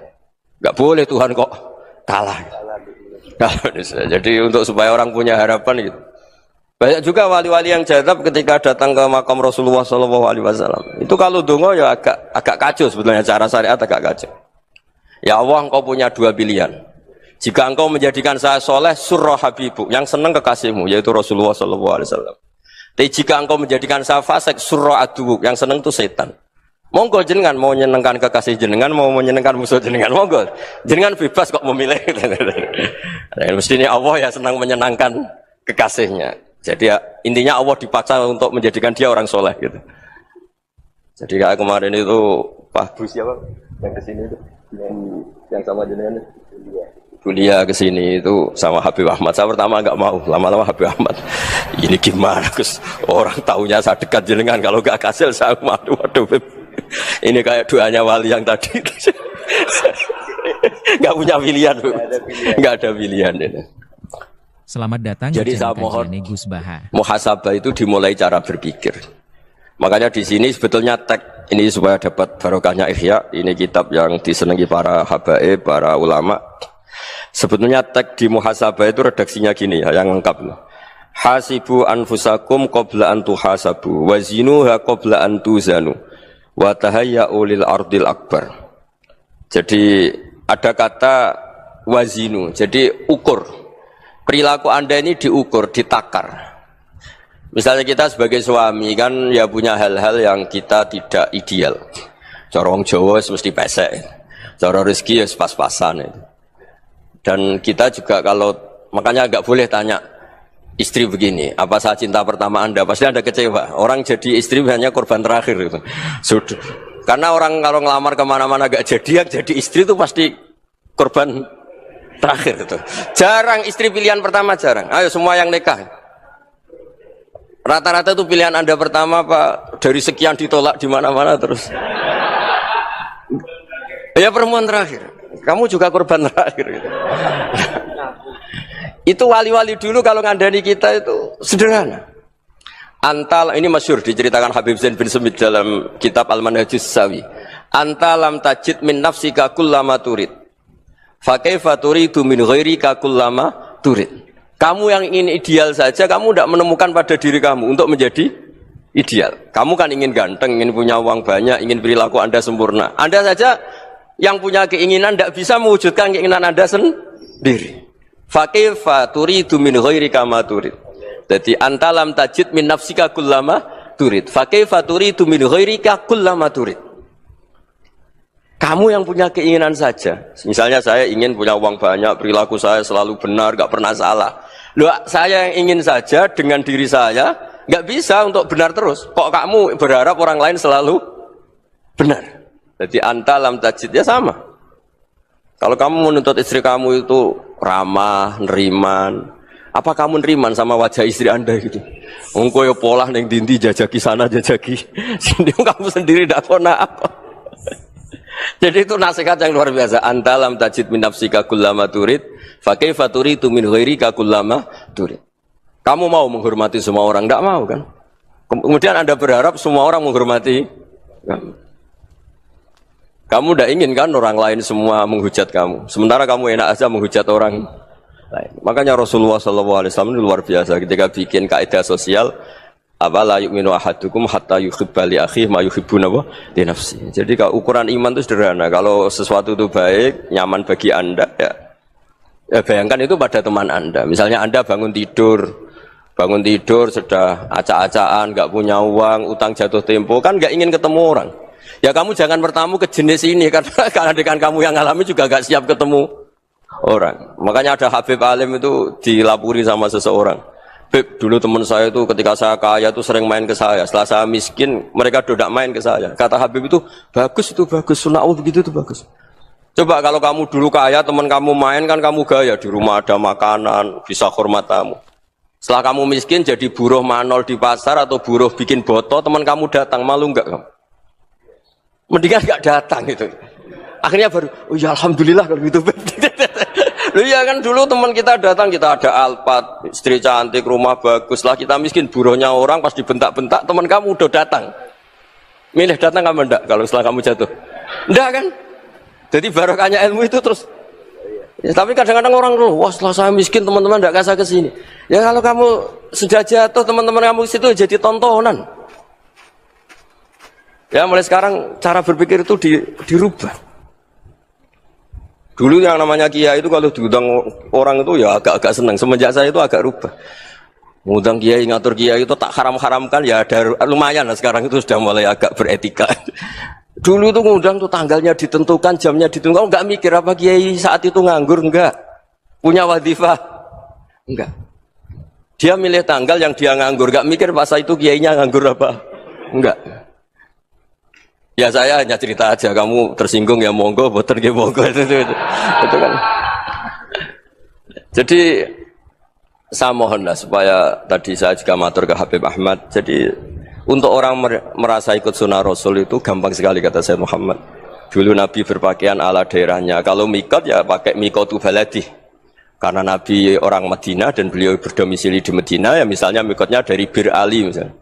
Tapi kalau Anda orang kawasan Tanim mau umrah ya dari Tanim, misalnya kawasan Jirona ya dari Jirona. Artinya apa? Kamu ngambil mikot karena Nabi mikot misalnya dari Bir Ali, bukan berarti kamu harus seperti Nabi di Bir Ali, kamu orang Mekah, misalnya kamu orang Tanim, orang dia harus dari mikot itu apa? Baladi. Sama, makanya di fikih-fikih itu kalau tahnik anak, Nabi orang Arab, halawiyatnya kurma ya kurma. Kalau orang Jawa sedegan, semua podo-podo. Ya, podo-podo manis. Jadi ini tabaruk sama Sayyid Muhammad, ini ada murid beliau Habib Ahmad, saya baca supaya orang itu merasa ikut Nabi itu gampang sekali. Ini saya baca ya di halaman tadi disaksikan Habib Ahmad 433 di kitab apa ini? Manhajus Salaf fi Fahmin Nusus. Itu kata Sayyid Muhammad, wa kanat sunnatu Rasulillah annahu yat'amu ma yajiduhu fi ardi wa yalbasu ma yajidu wa yarkabu ma yajidu mimma abahu wa ta'ala. Faman istamala ma yajidu fi ardi fa huwa al-muttabi' lis sunnah. Kama annahu hajjal baita min madinati. Faman hajjal baita min madinati nafsi fa huwa al-muttabi' lis sunnah. Wa illam takun hadhil madinatu tilka. Jadi intinya misalnya Nabi dulu itu ngasih sedekah kepada fakir miskin ya pakai dinar, dirham. Ya kalau orang misalnya sedekah pakai rupiah ya sudah ikut sunnah Nabi. Jangan, lu Nabi pakai dinar loh, kamu kok pakai rupiah. Dulu dinarnya Nabi udah ada tulisannya Bank Indonesia, kamu ada tulisannya Bank. Ya tidak ada seperti itu. Ya jadi misalnya Nabi sedekah pakai tamar atau pakai al-aqid, ya kita pakai beras, pakai apa. Supaya orang tuh bahwa Rasulullah itu milik kafatal linnas, milik semuanya. Sehingga merasa ikut sunnah Nabi itu ya semuanya. Makanya dulu Mbah Mun kalau motivasi saya supaya bombong, kalau orang Jawa bilang bombong. Wong Jawa mesti ono wong alim. Beliau menyontohkan Mas itu Mbah Fadol, Senori, Mbah Ihsan Jambes. Itu bisa ngarang-ngarang kitab luar biasa. Padahal beliau bukan orang Arab. Imam Sibawai itu orang Persia, Imam Ghazali orang Tos itu juga ikut Persia. Kata Imam Mun, wong sing ora Arab lah mesti untuk jatah alim kata beliau. Karena Nabi itu diutus kafatal linnas. Nah ini kalau orang yang alim itu Arab tok, berarti tidak ada perwakilan dari Afrika, dari Asia Tenggara, dari mana-mana. Makanya karena Nabi statusnya itu kafatal linnas. Jadi kita harus bangga sebagai Muslim, sebagai orang Indonesia karena misalnya Wali Kutub dulu terkenalnya hanya ada di Yaman, di mana. Ternyata pernah ada juga di Indonesia dan seperti Habib Abu Bakar Segaf Gresik. Jadi ya artinya kan tetap orang Indonesia meskipun beliau zuriyah Rasul kan ya sudah orang apa? Orang Indonesia. Zuriyahnya Habib Ali Simtuduror sekarang di Solo.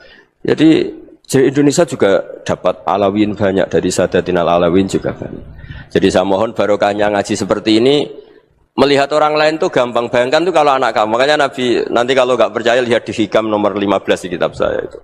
Di situ dijelaskan oleh Hikam, jangan-jangan semangat Anda pada orang yang maksiat, pada orang yang keliru supaya dihukum itu karena kebetulan itu udah anak Anda, itu udah keluarga Anda.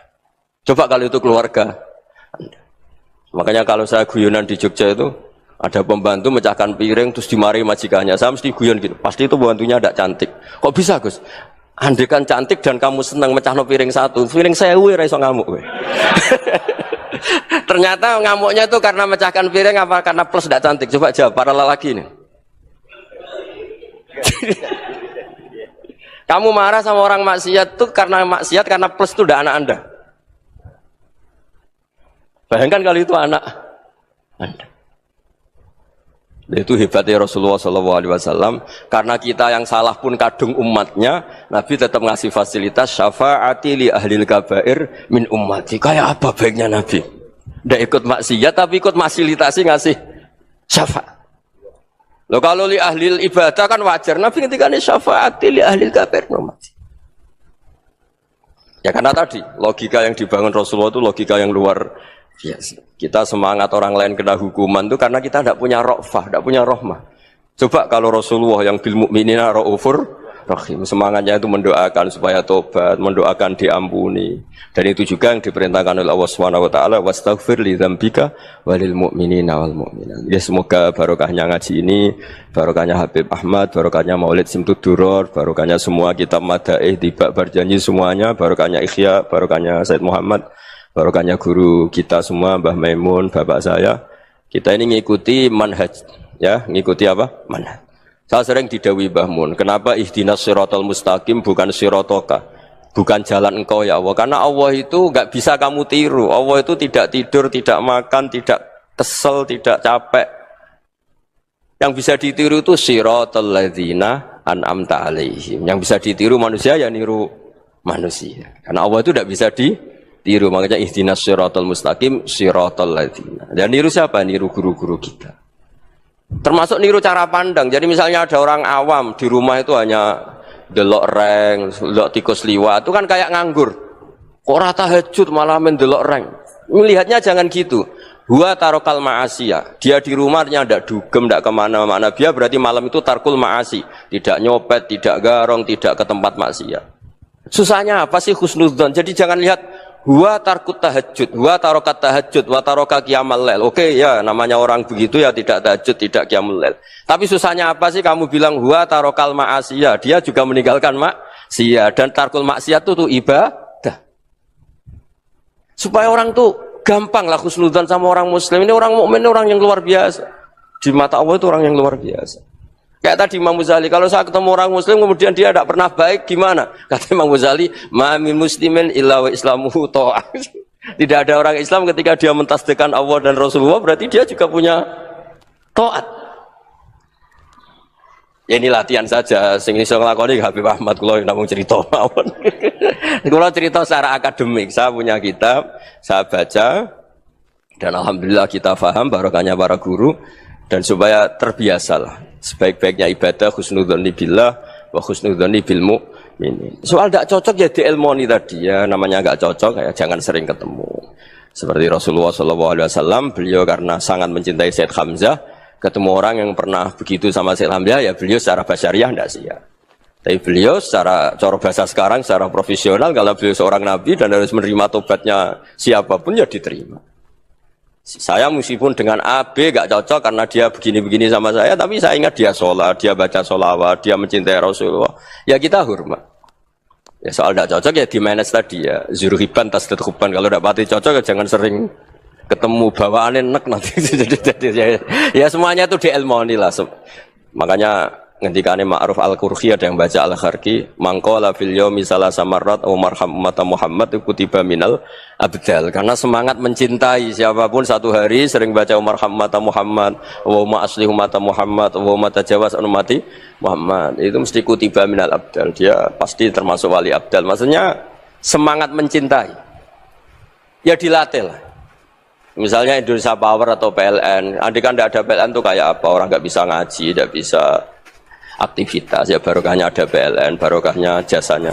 Kita sadar, tidak semua kebaikan kita ini memenuhi keinginan orang banyak. Gitu. Orang banyak ingin listrik, ingin saluran apa, dan itu kadang yang mewujudkan orang lain atau kelompok lain.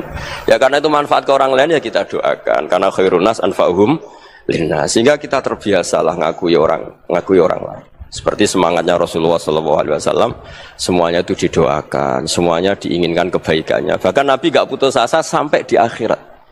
Ketika Nabi lain sudah putus asa karena sudah akhirat, sampai dimintai syafaat semuanya bilang nafsi, nafsi.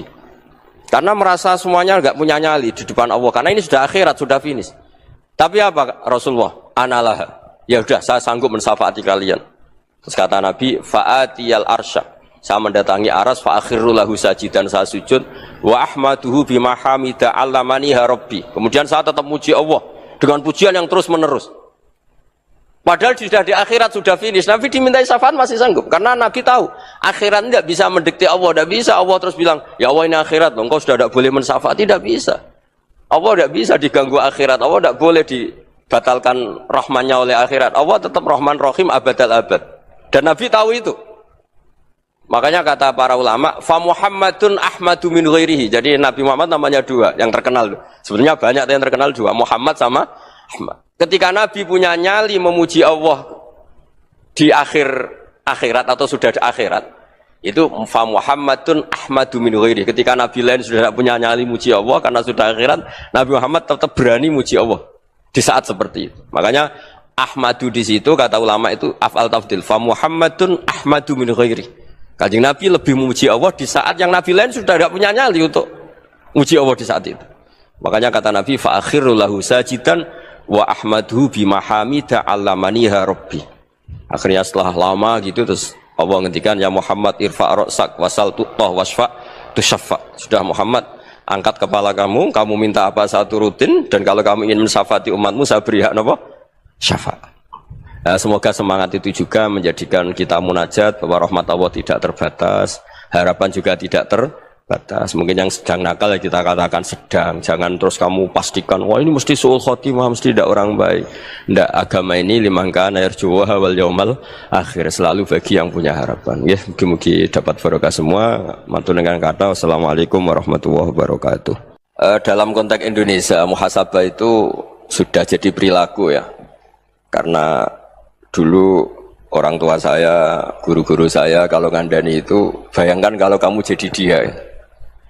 Jadi misalnya kita mentang-mentang atasan, otoriter sama bawahan. Bayangkan kalau kamu jadi yang bawahan itu kayak apa? Laukun tamakanah, kalau orang Arab bilang, bayangkan kalau kamu di posisi dia.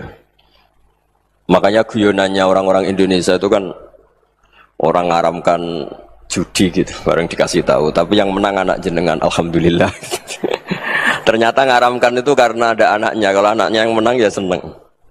Meskipun itu guyonan, tapi saya punya padanan itu dalam kitab Hikam. Nabi Ibrahim itu Khalilur Rahman, tentu bencinya minta ampun sama yang namanya maksiat. Suatu saat beliau diterbangkan di alam malakut. Itu kalau di Hikam saya halaman 15 juga. Saya masih ingat betul. Mungkin kalau Anda beda halaman karena beda cetakan. Atau nggak punya kitabnya. Atau punya tapi tidak bisa baca.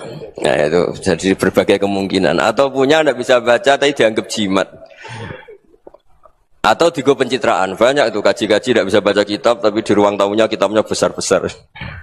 Pencitraan itu. Tapi ya bagus lah, nggak apa-apa untuk syiar. Setelah diterbangkan di alam malakut, diperlihatkan sama Allah. Ada orang pezina, ada orang syaribul khomri, ada orang mabuk, ada orang macam-macam. Allah tanya sama Nabi Ibrahim, bagaimana pendapat kamu Ibrahim tentang mereka yang maksiat? Kata Nabi Ibrahim, ya Allah habisi saja mereka. Mereka hidup di bumi engkau, makan rezeki engkau, kemudian mereka tidak taat sama engkau. Singkat cerita di fase itu, saya ulang lagi di fase itu, Allah nurutin. Sampai sekian peristiwa, mungkin 3 atau 4. Sudah, setelah sekian tahun Nabi Ibrahim lupa peristiwa itu, kemudian beliau diminta menyembelih anaknya. Ini versi kitab Hikam. Memang versinya banyak tentang kenapa Nabi Ibrahim disuruh menyembelih anaknya. Ketika mau menyembelih anaknya, Nabi Ibrahim ragu. Huwa samratu fuadi. Anak saya ini buah hati saya, kenapa engkau suruh menyembelih? Terus kata Allah, apa kamu tidak ingat ketika kamu saya angkat di alam malakut, kemudian kamu usul bunuh-bunuh, saya tidak mempertimbangkan usul Anda, tapi kenapa sekarang saya merintahkan kamu mikir gitu. Terus, ya karena ini anak saya ya Allah. Terus kata Allah, rumang samu wong sumpukon mata ini gak gawean kau sing gawe kowe enak wae usul mata ini. Jadi sebenarnya saya yang bikin, kemudian Anda enak aja usul membunuh. Semenjak itu Nabi Ibrahim itu di eranya itu asfaqun nas, orang paling sayang sama manusia. Karena kadang kita keras itu ya kebetulan itu tidak anak kita, tidak keluarga kita. Cara orang Jawa itu kan gitu ya. Kalau ada perempuan terus macak yang macam-macam pakai sepeda motor cowok terus wah itu luput suwuk, semoga-moga gini. Tapi setelah dikasih tahu, niku ponakane jenengan, semoga-moga selamat. Jadi jangan-jangan kemarin ahli ma'asi itu kebetulan itu tidak keluarga kita. Kalau keluarga kita yang pernah salah pada kita, semangat kita mintakan maaf. Jangan-jangan kita didikte hukum sosial gitu. Jadi orang yang salah, kebetulan tuh orang yang menservis kita. Atau keluarga kita, atau orang dekat kita. Jangan-jangan semangat kita mintakan ampun. Tapi kalau sama orang lain, kebetulan musuh kita semangatnya minta itu kena adab. Nah ini yang nggak boleh dalam Islam. Islam mengajarkan, niru Rasulullah SAW, Nabi itu rahmatal lil alamin. Bahkan kemarin saya ngaji virtual sama beberapa habaib, ada Habib Ali Al-Jufri dari Mesir, ya. Ada Habib Alwi dari Kuitang, ada Habib Nabil Al-Musawa. Dari sekian habaib itu saya masih ingat diantaranya yang didawuhkan rahmatan lil alamin itu ketika Nabi adahu kaumuh, disakiti oleh kaumnya, dan itu mereka masih kafir semua. Itu mereka dapat doanya Nabi, Allah mahdi qaumi fa innahum la ya'lamun. Kayak apa baiknya Nabi, orang yang menyakiti, yang melukai, tapi Nabi masih berdoa, Allah mahdi qaumi fa innahum la ya'lamun. Sayyidina Umar dapat doanya Nabi itu ya khina kana kafiran, ketika masih kafir didoakan. Allahumma aizzal Islam bi Umar. Itu ketika masih kafir. Itu pelajaran bagi kita bahwa yang sedang tidak cocok pun itu berdapat doa kita. Jadi di antara mukjizat Quran itu kamalul bayinah. Kalau memberi penjelasan itu sempurna.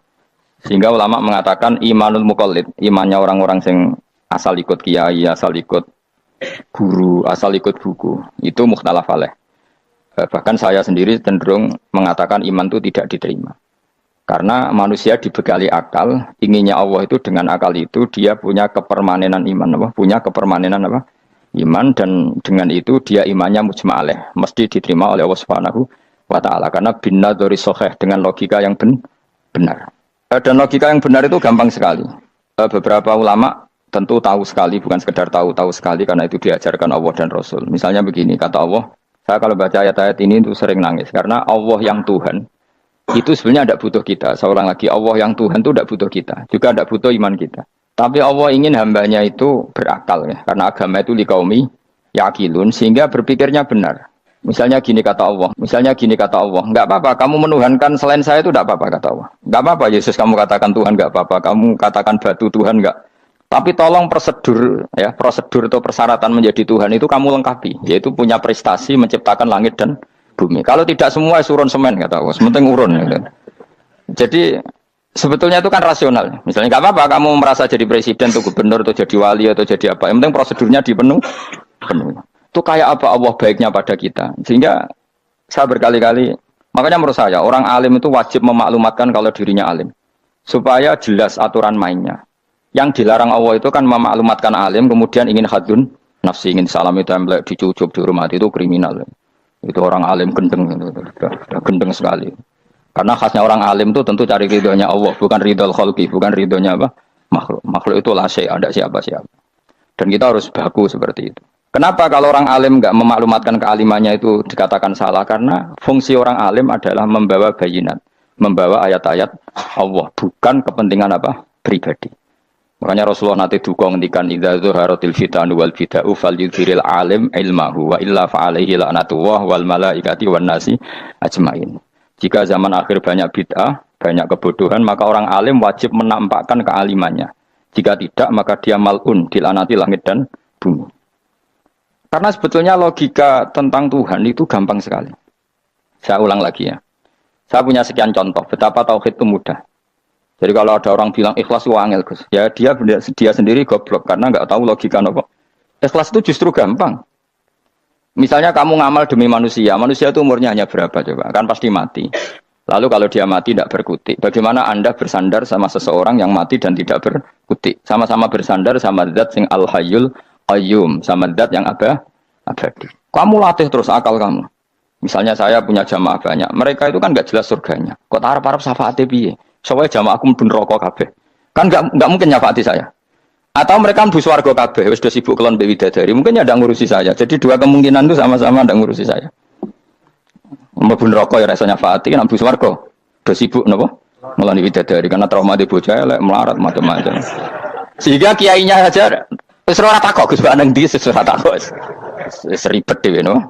Nah, tentu saya juga sibuk sowan pangeran sudah itu makom saya sudah sibuk sowan pangeran wis kowe pesta seks sing kula sowan pangeran. Wa swargame ayate pokoke inna ansa'ana gunna napa insa'a faja'alna gunna abkara bar kelon dadi perawan neh berarti keloni repot. Kula insyaallah melok daftar sing fa'ama in kana minal muqarrabin farohu warihan. Jadi surganya muqarrabin itu enggak ada sifatnya. Di situ enggak dibakas bidadari makan-makan enggak, tapi farohu warihan. Satu surga yang sifatnya rohani. Karena enggak bisa disifati. Tapi saya daftar di situ ya hanya beberapa jam. Baru juga gabung kon. Sawangane kok taruh rasane wong ayu juga keberatan. Ya tapi saya tentu punya dua kelas, punya kartu premium dan ekonomi. Saya enggak tertarik lah daftar yang premium dok nanti repot apa. Saya itu sering nangis kalau baca ayat seperti ini. Bagaimana Allah yang Tuhan kemudian enggak butuh apa-apa, tapi Allah saking baiknya itu membuat tatanan logika kita. Saya enggak akan bosan-bosan sampai sowan Allah.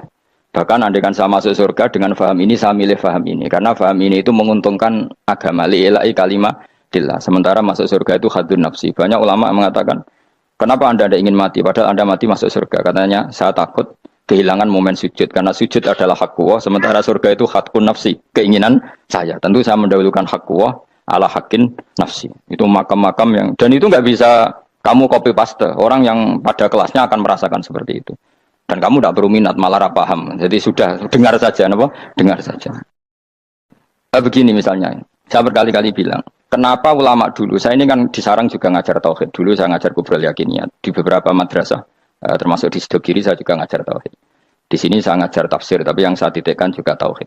Begini, saya hidup di dunia ini, terutama saya memang ingin menerangkan tauhid, sebagaimana Allah menerangkan. Begini ya, Jubair bin Mut'im, saya tidak bosan-bosan cerita ini. Jubair bin Mut'im itu termasuk dahiyatul Arab, cerdas-cerdasnya orang Arab. Dia ditunjuk sebagai negosiator untuk membebaskan Asra Badrin, tawanan perang Badar yang kalah dan ditawan Rasulullah dan para sahabat. Kemudian harus ditebus dengan uang. Oke, disepakati. Terus singkat cerita Jubair bin Mut'im itu datang ke Madinah. Dulu karena tidak ada hotel, tidak ada penginapan, ya memang nginapnya orang musyrik itu di masjid.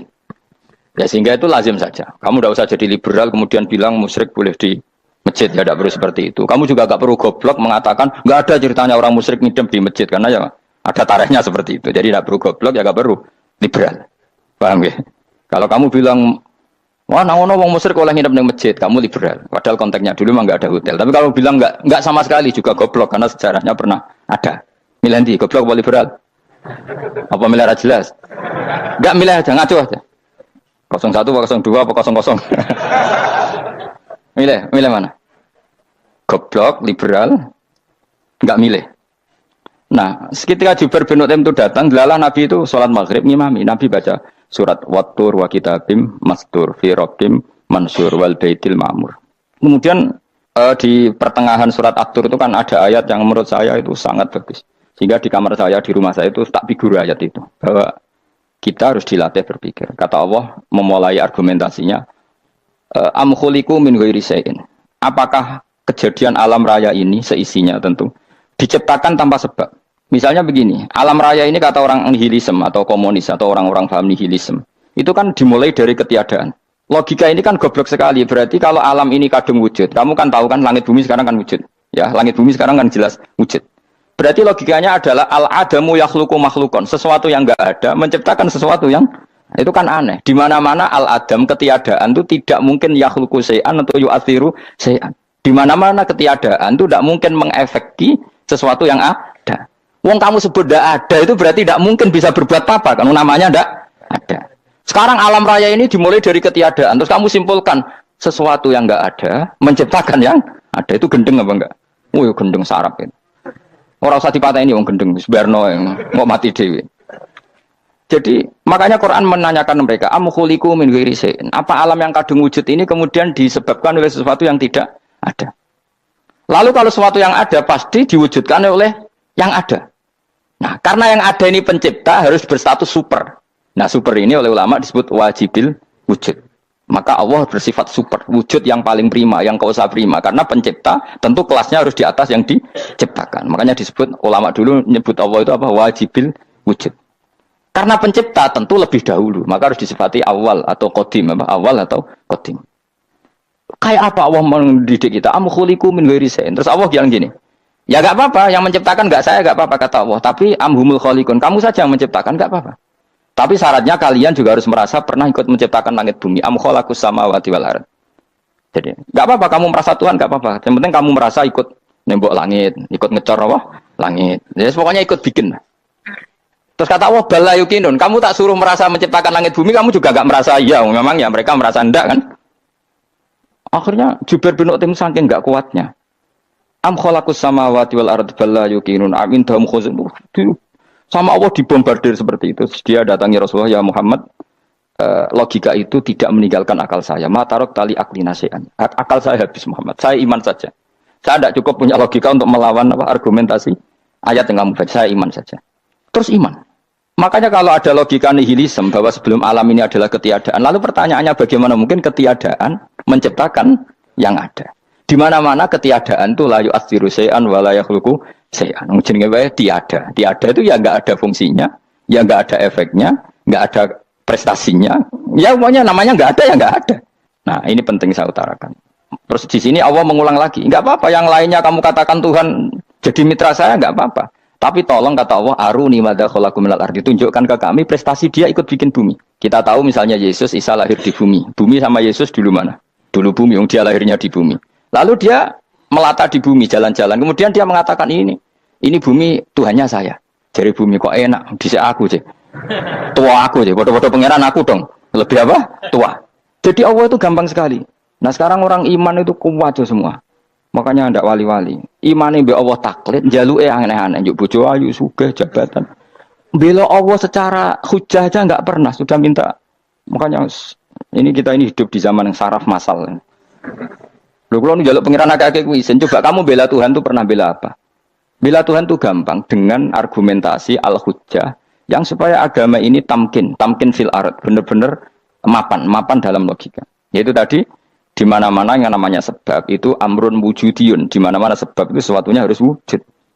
Paling tidak kita sudah menolak nihilisme. Apa? Nah, nihilisme. Lah wujud karena wujud awal harus berstatus prima. Lah prima itu dalam bahasa ulama disebut wajibil wujud. Makanya ulama dulu ngelatih kita itu pertama Allah itu siapa? Zat sing wajibil wujud. Itu satu filosofi yang luar biasa. Nah, kemudian setelah itu ada setan-setan kecil yang nganggur, yang iseng. Nah itu nggak usah kamu perhatikan. Tinggal delok TV, ngopi, terus tinggal nyate kelata. Enggak saya tamak, pingsan deh. Syukur-syukur stres deh. Dugaan saya setan saya gue pingsan, kurang gizi. Karena memang setelah itu setan goda gini. Lalu sebelum Allah jangan-jangan ada wujud yang lain. Jangan. Lalu Allah sendiri awal mulanya gimana? Kata Nabi, jika ada pertanyaan seperti itu kamu harus berhenti. Tinggal delok TV atau tinggal delok dangdutan. Ya kalau kepeksa ora apa-apa, kelasem ae. Saya ada menghalalkan tapi kan sudah kamu lakukan. Karena itu lebih baik ketimbang pertanyaan filsafat. Banyak orang yang dulu sholat ketika sekolah filsafat tidak sholat. Alasannya sampai menemukan jati diri itu Tuhan. Dan itu bahaya sekali karena Nabi berkali-kali bilang kamu jangan mikir tentang Allah pasti rusak. Orang kok mungkin rusak dari Nabi pasti rusak. Nah cara menghentikan gimana? Karena setan ini makhluk, akal-akalannya gampang. Tadi tak warai. Saya sebagai ulama atau sebagai manusia atau sebagai orang awam atau sebagai siapa saja. Kadang ada pertanyaan seperti itu. Tak tinggal angling darmo, kan pusing setan. Kan ngenteni. Weh, ngenteni bar lo angling darmo. Bariku aku lesu mangan mie. Bar mangan mie waret turu. Kan dia ngenteni terus. Mau bikin was-was lagi. Ternyata saya sibuk kan enggak bisa masuk deh. Bangun tidur aku selali pertanyaan tadi. Dinteni. Nah, dia masuk lagi aku sibuk ngajak anak jalan-jalan. Jadi saya kalau jalan-jalan di pasar itu wis enteni tan santai wae. Itu memang resep dari Rasulullah. Jangan sampai orang terjebak filsafat yang sampai menanyakan eksistensi Tuhan. Dan dia tidak mau iman, tidak mau sholat, tidak mau puasa sampai menemukan Tuhan itu siapa. Itu jelas minas syaitonir rajim, itu perilaku setan. Makanya Rasulullah setiap ditanya sahabat gitu itu Nabi guyu-guyu. Dan guyunya Nabi itu kata Nabi, baguslah kalau kamu takut Tuhan kalah kata Nabi. Nabi gojok gitu. Maka ada ulama yang punya seni berargumentasi yaitu Imam Ghazali. Jika setan tanya kamu, lalu sebelum Allah jangan-jangan ada wujud yang sebelum Allah. Kata Imam Ghazali, ya itu saja yang Tuhan. Yang Allah ini enggak jadi Tuhan. Ya berarti wujud sebelum Allah itu yang benar-benar Allah. Kalau kamu bayangkan lagi, jangan-jangan sebelum itu ada wujud lagi. Ya itu saja yang benar-benar Allah. Sehingga tetap Allah itu menang terus. Paham ya? Yang jelas jangan sampai didahului Adam. Karena kalau didahului Adam lebih ngeri lagi. Karena sesuatu yang enggak ada menciptakan yang ada. Itu lebih buruk lagi menurut akal. Menurut apa akal? Nah, daripada kamu nggak salim Imam Ghazali, tinggal saja ndelok tadi ndelok sinetron. Itu yang lucu aja. Ndelok sing lucu-lucu. Ndelok apa? Mencari Tuhan. Pokoke sing aneh-aneh, sing goblok-goblok, sing lucu-lucu. Sing perane wong apa? Lha saya sering diprotes saya. Gus Salim jenengan kok sering ndelok sinetron sing ana dialog wong goblok-goblok. Wong goblok ku menarik cara kula. Apa ya? Cara pandang itu di luar dugaan saya karena kula berkali-kali lho kalah wong goblok. Jadi makanya ini tak cerita nih beberapa kali yang jari Gus Wak cerdas berkali-kali kalau ambil goblok. Ada seorang santri itu ingin dibelikan bapaknya itu sepeda motor. Bapaknya wong desa, senengane ngrumat sapi wedhus. Lah menurut saya ya orang tuanya itu mampu lah, sangat mampu untuk beli itu. Pak mbok ditukokno mawon wong sepeda motor. Kata bapaknya, "Anakku nu jok mondok tak goblok, Gus. Wong njaluk kok sepeda motor, njaluk mobil ora ya goblok. Lah kok goblok, Pak? Jenenge donya iku Gus, sing lahirno donya kok sapi ku ndek anak, wedhus ndek anak jenenge donya. Di mana-mana jenenge donya sing lahirno donya. Iki donya kok mangan donya. Mergo motor iku kan tuku bensin, mobil. Iku cara dekne iku goblok Gus. Batin berarti kabeh kiai goblok perkarane. Tuku donya sing ngentekno donya. Cara dekne donya iku sing lahirno donya. Batin kok pinter iki batin. Untungnya saya ini ulama ya, ahli tafsir ya malu. Saya kalah itu ya malu. Tapi saya sebagai orang objektif fair, itu teori benar apa? Jadi dunia itu ya sing lahirno dunia kok mangan dunia ku goblok. Untungnya dia dengan saya itu jaraknya 5 kilo 7 kilo karena 7 kilo. Lala dia diterkon sepeda motor, aku tetap mau kalah. Pak, nanti jalan kaki saja. Karena kalau pakai motor ini kegoblokan kata saya. Terus mendingan lho Gus mau kalah tadi.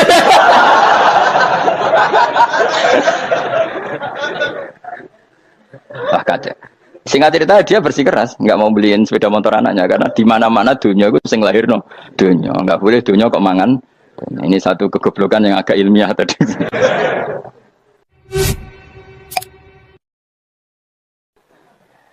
Nah, Imam Asy'ari juga ngalami hal yang sama. Imam Asy'ari itu punya, kita kalau ahli sunnah kan dua partai ya. Ya, dalam ahli sunnah itu hanya ada dua partai juga. Kalau nggak Asy'ari ya Maturidi. Ya, dan sama-sama alim. Ya kalau terpaut ya paling 5%, 7% ya. Kealimannya Asy'ari dan Maturidi.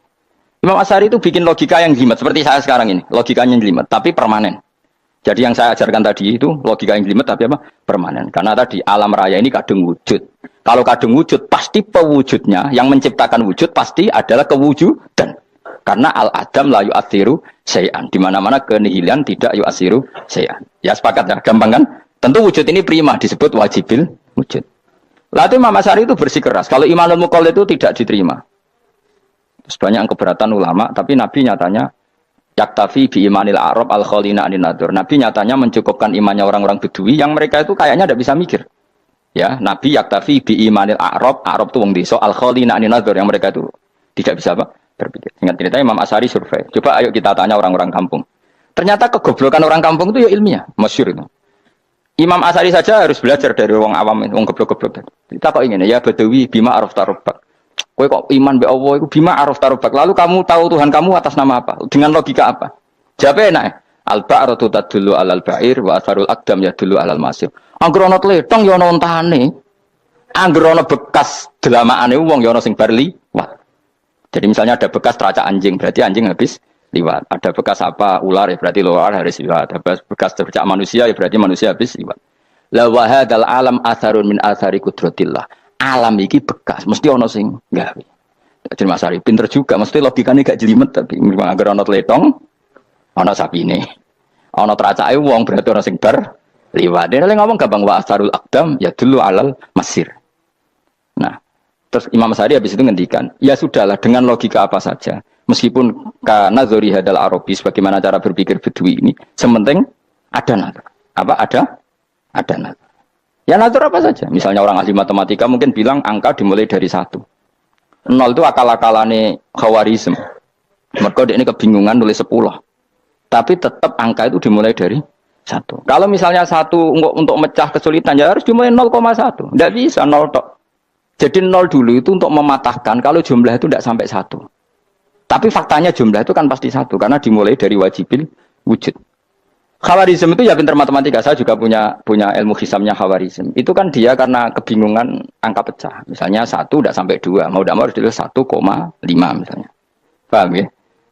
Lalu kalau sebelum 1 tetap dia harus 0,5. Lalu hakikat 0,5 itu kan bagian dari wujud apa bagian dari Adam? Tetap bagian dari wujud. Jadi 0,5 itu kan khayal kuliah. Tawari ya. Mungkin saya ada ahli matematika ala wong kampus, tapi saya tahu kan ala Islam itu lebih gampang. Misalnya gini, sesuatu itu kadung kamu putuskan itu satuannya 1. Tentu ketika separuh kamu katakan baru separuh. Tapi sebetulnya ketika satuan itu kamu katakan 10, yang separuh itu sudah 5. Itu kan terserah sing bagi, no? Terserah sing bagi. Ya iya dong, misalnya 1 juta, 5-nya artinya apa coba? 500.000 kan. Sekarang kalau 100.000, 5-nya jadi berapa? 50. Kalau 1,5 jadi. Nah itu kan terserah satuannya apa? Tapi tetap dari 0,5 itu tetap menunjuk sesuatu yang wujud. Yaitu 5-nya sebetulnya apa? 5 yang separuh tadi. Paham sih kalau maksud? Tetap nggak bisa sesuatu dimulai dari apa? 0. Nah, makanya kata Abdul Hamid Khan kalau dalam mendidik tauhid, itu gampang saja tadi. Alam raya ini kadung maujud. Kalau kadung maujud pasti disebabkan oleh sesuatu yang wujud. Karena wujud pencipta harus berstatus prima. Lah prima ini atau premium ini kita sifati wajibil wujud. Atau kamu katakan apalah kausa prima atau musabibul asbab. Nah kelirunya kita dalam berislam itu, kritiknya para ulama. Kita ini nyebut Allah dulu baru menceritakan status Allah. Kalau zaman Nabi itu dibalik. Status wajibil wujud itu kita terangkan dulu, baru yang oleh Islam itu namanya Allah. Paham ya? Kan beda, misalnya gini logikanya gini. Kamu ketemu orang ateis. Saya ulang lagi, kamu ketemu orang ateis, terus kamu ditanya, lalu alam ini yang menciptakan siapa? Allah Jalla Jalaluh. Mesti kan tanya, man huwa Allah. Allah itu siapa? Kalau dulu Islam mengajarkan enggak gitu. Surat pertama turun apa coba? Iqra. Iqra itu gak nyebut kata Allah. Iqra bismi rabbika. Rabbika itu siapa? Alladzi khalaq. Sebutlah nama Tuhan. Yang berhak menyandang Tuhan adalah zat yang pencipta. Itu tidak ada kata Allah. Di surat Mudatsir, surat kedua. Ya ayyuhal mudatsir kum fa'anzir wa rabbaka fakabbir. Bukan Allah fakabbir, wa rabbaka fakabbir. Sehingga cara berpikir gini dibalik. Sebutlah Tuhan kamu. Tuhan itu siapa? Yang berstatus Tuhan adalah zat yang berstatus pencipta. Nah, lalu pencipta ini oleh Islam dinamai Allah. Kalau orang ateis kamu langsung bilang Allah, man huwa Allah, berarti pertanyaannya Allah itu siapa? Lalu kamu jelaskan Allah adalah pencipta, Allah adalah wajibil wujud. Tentu lebih gampang kamu terangkan. Makanya Al-Qur'an menerangkan amkhuliqu min ghairi syai'in. Manane saya di sini manane ya Allah, apa? Allah. Apakah mereka diciptakan tanpa pencipta? Tentu setelah Islam tahu itu namanya siapa? Allah. Paham ya? Kalau balen malih. Jadi sebetulnya Quran itu ngajari kita itu ilmu mantik yang luar biasa. Misalnya, ya Yuhanna su'budu siapa? Rabbakumul ladzi khalaqakum walladzina min qablikum. Sembahlah Tuhan. Tuhan itu siapa? Pencipta kamu dan pencipta orang-orang sebelum kamu. Lalu Tuhan ini oleh Islam dinamai. Tapi kalau langsung kamu bilang ke orang ateis atau orang Uni Soviet, Allah itu Tuhan. Allah itu siapa? Sebab itu di beberapa ayat dijelaskan dulu status Allah. Sifatnya Allah, keakhasan Tuhan. Yang dikatakan Tuhan adalah zat pencipta. Kalau tidak pencipta berarti tidak Tuhan. Sekarang Yesus pencipta bumi apa enggak? Enggak, karena dia lahir sudah di bumi. Begitu juga Fir'aun. Fir'aun itu kalah telak sama Nabi Musa gara-gara logika ini. Ketika Nabi Musa ditanya Fir'aun, wa ma rabbul alamin? Lalu Tuhan itu siapa? Kata Musa, rabbus samawati wal ardi. Yang menuhani langit dan bumi. Jadi Fir'aun, enggak, ma'alim tulakum min ilahin wa irisa. Jalan-jalan kemana-mana yang dikatakan Tuhan oleh masyarakat saya. Kurang ajar Fir'aun. Terus kata Musa, ya Tuhanku yang di langit. Terus manggil Haman Mesir, ya Haman ibn Ili sorkhalla ali abluhul asbab samawati fa'atoli ila ilahi Musa. Haman, bikinan saya piramida yang tinggi, aku akan lihat Tuhannya Musa. Ada enggak di sana? Padahal misalnya munggah tenan pangeran ra iso didelok kan repot Nabi Musa. Wah parah ya, nggak piramida nginceng pangeran teprak ketok kan. Akhirnya Musa pakai logika. Ya sudah gini saja, Rabbukum wa rabbu abaikumul awwalin, yang menuhani nenek moyang kamu yang dulu-dulu. Mau itu langsung fabuhita Fir'aun. Fir'aun itu kaget sekaget-kagetnya. Dan para penggala Fir'aun sadar. Wah kalau Fir'aun yang Tuhan, babanya tanpa Tuhan. Kan Tuhannya balita kan gitu kira-kira. Tuhannya balita. Tuhannya barulah. Itu kan jadi logika yang mematikan. Kalau Fir'aun Tuhan, berarti babanya dulu yang wujud itu tanpa Tuhan. Karena Tuhannya barulah. Ini ada Tuhan kok datang terlambat ini kan. Akhirnya para punggawanya Fir'aun iman, macam gendeng ya, Fir'aun itu gendeng. Itu pentingnya logika Rabbukum wa rabbu abaikumul awwalin. Nah sekarang orang tuh nggak belajar logika. Iman bi Allah orang mantep ning ati, ijek iso digunjang setan, jalukane wis aneh-aneh.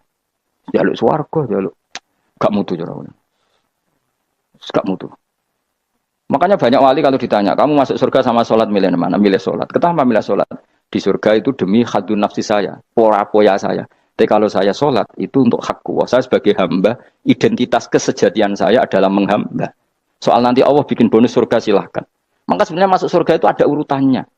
Sebagai orang alim saya urutannya adalah berkampanye sesering-seringnya, membuat logika supaya orang mudah ke Allah dan Rasul. Makanya di Quran tuh gak ada orang disuruh masuk surga dulu itu. Ya Tuhan nafsul mutmainnah irji'i ila rabbiki. Kamu kembali ke Tuhan kamu dulu. Bahwa kamu makhluk yang butuh Tuhan. Fadkhuli fi ibadi. Kamu masuklah berstatus hamba dulu. Kesestatusan Anda sebagai hamba ini matangkan dulu. Bahwa saya ini hamba. Dibuktikan dengan suka sujud, suka ngamal, suka sedekah, suka tawadhu. Saya sebagai orang alim sebenarnya gak suka mulang. Karena takut. Nak kue pinter kok nyanyi aku. Nak goblok sawangannya metodeku gagal. Kan dua-duanya ini merugikan saya sebetulnya. Saya ulang lagi ya. Nak pinter kayak nyanyi aku. Kan ya mungkin juga. Senajan rodok mokal mungkin. Sanggup aja rodok mungkin. Pemenang nak sing ndik kan ya. Biasanya khasut ndik. Mau itu sebenarnya rugi semua. Tapi Allah yang memerintahkan. Hak wong alim kudu mulang. Perhitungan itu tak buang semua. Sing ape nyanyi nggih monggo. Sing tetep goblok nggih. Monggo. Semoga Allah ngutus mulang ya napa? Mulang. Meskipun tadi potensinya itu dua-duanya buruk. Sing alimnya ini. Kemudian nak mubalek terus didol ilmu kurang atau royalti tambah parah lagi. Nah aku nggak pakai logika ikhlas. Pakai logika selesai semua. Disuruh Allah ya sudah. Saya ulang lagi ya. Makanya saya minta ya. surat Tur itu dibaca. Makanya baca Quran itu jangan terlalu egois, jaluk swarga. Statusnya dulu itu fadkhuli fi ibadi, kehambaan Anda posisikan yang mantap. Lagi wadkhuli jannati. Sekarang enggak, dibalik orang ini masuk surga dulu. Kayak surga di kapling. Traweh arang-arang we jaluk Lailatul Qadar. Lailatul Qadar wis kliwat. Wingi wis Dzulhijjah wingi ben Pak. Sebagian ulama berpendapat Lailatul Qadar itu fi kulli sanatin. Apa fi kulli? Karena Lailatul Qadar berdasar nuzul Quran, dan nuzul Quran itu bisa saja hari Arafah, bisa hari apa. Ada ulama mengatakan Ramadan, tapi bisa tanggal 1. Nah, kamu kan pemalas, ikut yang partai 21, 23. Karena kan wis akhir-akhir kan wis enteng. Sebenarnya Anda milih 21 berdasar ilmu apa berdasar enak anak terbatas waktunya kan? Kan lebih sempit, apa? Lebih apa? Sempit. Ya saya ulang lagi ya. Jadi Allah kalau ngajarkan hujah itu gampang sekali ya. Tadi amkhuliku min ghairi syai'in. Enggak apa-apa saya ada Tuhan kata Allah, tapi kamu harus punya logika. Alam raya ini diciptakan tanpa pencipta. Mau enggak kamu punya logika seperti itu, bahwa alam ini yang wujud diciptakan oleh sesuatu yang tidak wujud? Mau enggak kamu punya logika itu? Enggak mau kan? Namanya wujud tentu diciptakan super wujud, dan super wujud itu wajibil wujud, dan itu Tuhan kita yang oleh Islam dinamai Allah. Bang, makanya nyebut Allah itu di surat-surat awal Quran enggak ada. Coba awal surat Quran itu surat apa coba? Iqra kan? Iqra itu ada enggak kata Allah? Enggak ada. Iqra bismi rabbika. Rabbika itu siapa? Allazi khalaq. Surat Mudatsir sama, ya ayyuhal mudatsir qum fa'anzir wa rabbaka fakabbir. Ya sudah seperti itu. Ya ayyuhan nasu ubudu rabbakum. Rabbakum itu siapa? Allazi khalaqakum. Nah, kita ini keliru metode. Pemene wong tukang wiridan Allah. Tapi ora roh Allah iku sing sapa?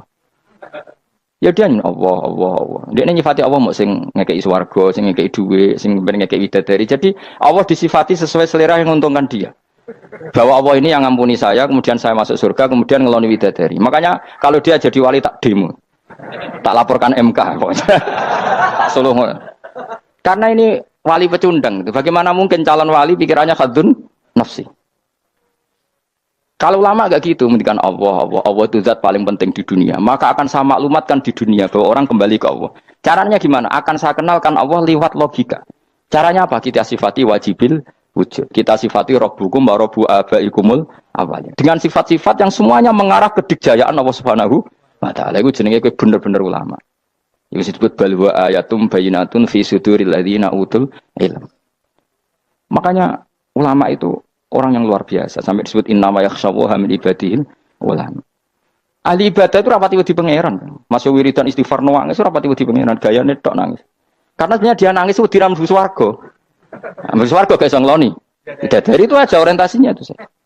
Makanya benar Kanjeng Nabi nak gojlok orang alim satu itu lebih utama dibanding 1000 ahli ibadah. Bahkan Nabi pernah ngendikan sangat ekstrim. Fadlul alim alal abid kafadli ala adnakum kata Nabi.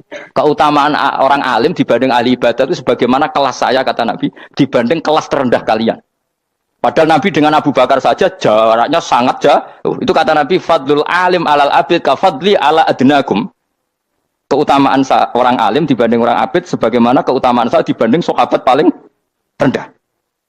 Karena tadi abid itu ada opportunisnya. Tapi kamu jangan benci abid loh.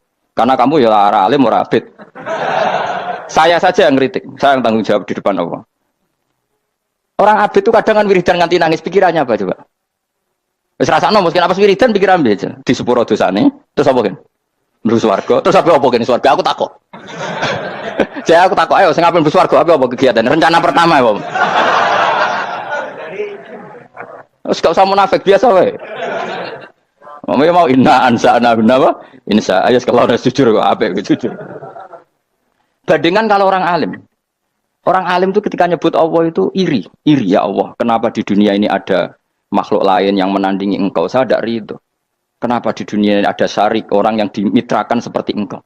Maka orang-orang alim ini ingin memaklumatkan bahwa la syarika lak, labbaika wa huma labbaik la syarika lak, innal hamda wan ni'mata laka wal mulka la syarika lak. Sehingga para nabi itu memaklumatkan itu. Engkau saja yang Tuhan ya Allah. Semua nikmat dari engkau, semua kepemilikan ini milik engkau. La syarika lak labbaik. Dimaklumatkan ke dunia. Innal hamda wan ni'mata itu dimaklumatkan. Enggak ada kepikiran mereka masuk surga. Karena mereka ingin memaklumatkan bahwa Allah ini yang Tuhan. Sama tak ceritani Nabi Ibrahim jadi Khalilur Rahman, rumang samu kakan wiridan kaya kowe ndak. Wiridannya Nabi Ibrahim sama sampean mungkin banyak sampean. Karena sampean banyak kepentingan tadi. Wali-wali dulu kalau wiridan tuh tidak sebanyak sampean, enggak. Tak jamin enggak. Pemene maca lelo yang 10.000 enggak biasa wiridannya. Tapi khosyahnya sama Allah luar biasa. Pertama Nabi Ibrahim diangkat jadi khullah. Khullah itu ya Khalilur Rahman itu. Itu dia wiridannya gini. Ya Allah, innahu la yahzununi alla ara ahadan fil ghairi ya'buduka. Alla ara ahadan fil ardi ya'buduka ghairi. Sama saya hafal tadi. Memang saya hafalkan. Ya Allah, saya ini susah sekali. Kenapa zat sepenting engkau? Kemudian yang menyembah engkau hanya saya. Ini tidak fair. Makhluk yang enggak penting saja punya umat. Makhluk-makhluk yang enggak penting aja jadi pusat perhatian. Misalnya artis atau presiden atau gubernur atau tokoh top. Semuanya jadi presiden. Padahal semuanya itu makhluk yang enggak sepenting engkau. Ini zat yang sepenting engkau. Kemudian yang tahu kalau engkau penting hanya saya, ini tidak fair. Nangis dan. Nangis. Ini tidak fair. Innahu la yahzununi alla ara ahadan fil ardi ya'buduka ghairi. Saya ini susah Gusti, susah sesusahnya. Zat sepenting engkau, kemudian yang tahu kalau engkau penting itu hanya saya. Wah ini tidak fair. Loh, coba kalau orang mencintai sesuatu kan gitu. Misalnya kita bojo ayu, kemudian wong liya kabeh darane elek, ki mangkel ora? Mangkel gak? Kamu beli Alphard. Kamu kira itu mobil mewah. Kemudian orang nyejajarkan podo mbek Keri, mangkel gak? Semua kenikmatan tuh kita nikmat karena itu diakui ya gak? Wes gunane apa kae di Alphard gawe ning Gunung Kidul. Terus wong darani ngono iku padha mbek Keri ya mbek kejangke mangkel ora kira-kira. Enggak penting mewahnya ini tetap butuhnya pengakuan. Coba misalnya kamu jadi presiden hidup di dunia orang sufi. Sing darane wong penting wong saleh ahli sujud ora kaku ati ki. Keteko di Barnos. Karena itu dihormati situ hanya orang apa saleh. Kaku ati gak? Oh kaku ati kan. Atau kowe dadi artis top teko ning daerah Gunung Kidul wong desa-desa terus diundang lek.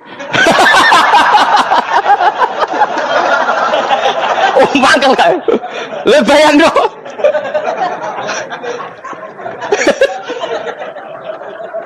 Oh, kamu menteri top, menteri BUMN, barang dolan itu iso diundang le. Mados walang le ngono. Mangkel. Karena orang keren itu butuh pengakuan apa? Wes misalnya di bojo ayu terus wong liya kabeh darane elek mangkel gak? Sebetulnya orang merasa nikmat itu karena pengakuan. Bayangkan andaikan orang itu melihat Alphard itu tidak wow. Orang punya Alphard gagah enggak? Oh enggak gagah. Kalau orang lain enggak bilang apa? Oh. Ya mau misalnya di Gunung desa terus orang desa nganggap kamu model tepak terus saya mau badhe numpang wedhus kula angsal Pak. Gak kuatir. Habis kan. Makanya branded itu harus dimaklumatkan. Nah itu bayangkan Nabi Ibrahim. Zaman itu ada Raja Namrud yang dipuja-puja, ada orang kaya dipuja-puja. Kemudian engkau yang Tuhan, pemilik langit bumi, enggak ada muja-muja engkau. Ini enggak fair ya Allah. Nangis. Orang kok eling pangeran sak jam swarga Gusti. Dasar gak bakat wali. Saya itu pernah kangen Nabi Ibrahim itu sampai nangis dan itu saya tidak berdoa. Semua yang terkait Nabi Ibrahim itu saya baca. Mulai surat Quran, tafsir tentang Ibrahim. Dan sampai saya di Kudiro di Tafsir Allah pernah ziarah ke makamnya Nabi Ibrahim. Itu saya hampir gak pernah doa. Saya isek. Ya karena tadi. Ketika Nabi Ibrahim nangis-nangis gitu, ya Allah ini tidak fair. Engkau zat terpenting di alam raya ini, kemudian gak ada yang menuhankan engkau. Gak ada yang merhatikan sama ini tidak fair. Susah sekali, karena yang tahu engkau Tuhan itu saya tok. Masyhur itu sama Allah.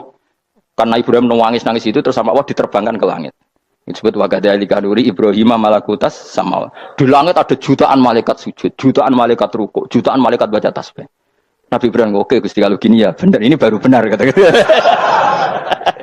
Makanya terus Allah dengan keangkuhannya, karena Allah punya sifat angkuh dan itu sah walahul kibriya. Kan sifat angkuh baik untuk Allah tapi tidak baik untuk makhluknya. Dan Allah dengan sifatnya walahul kibriya.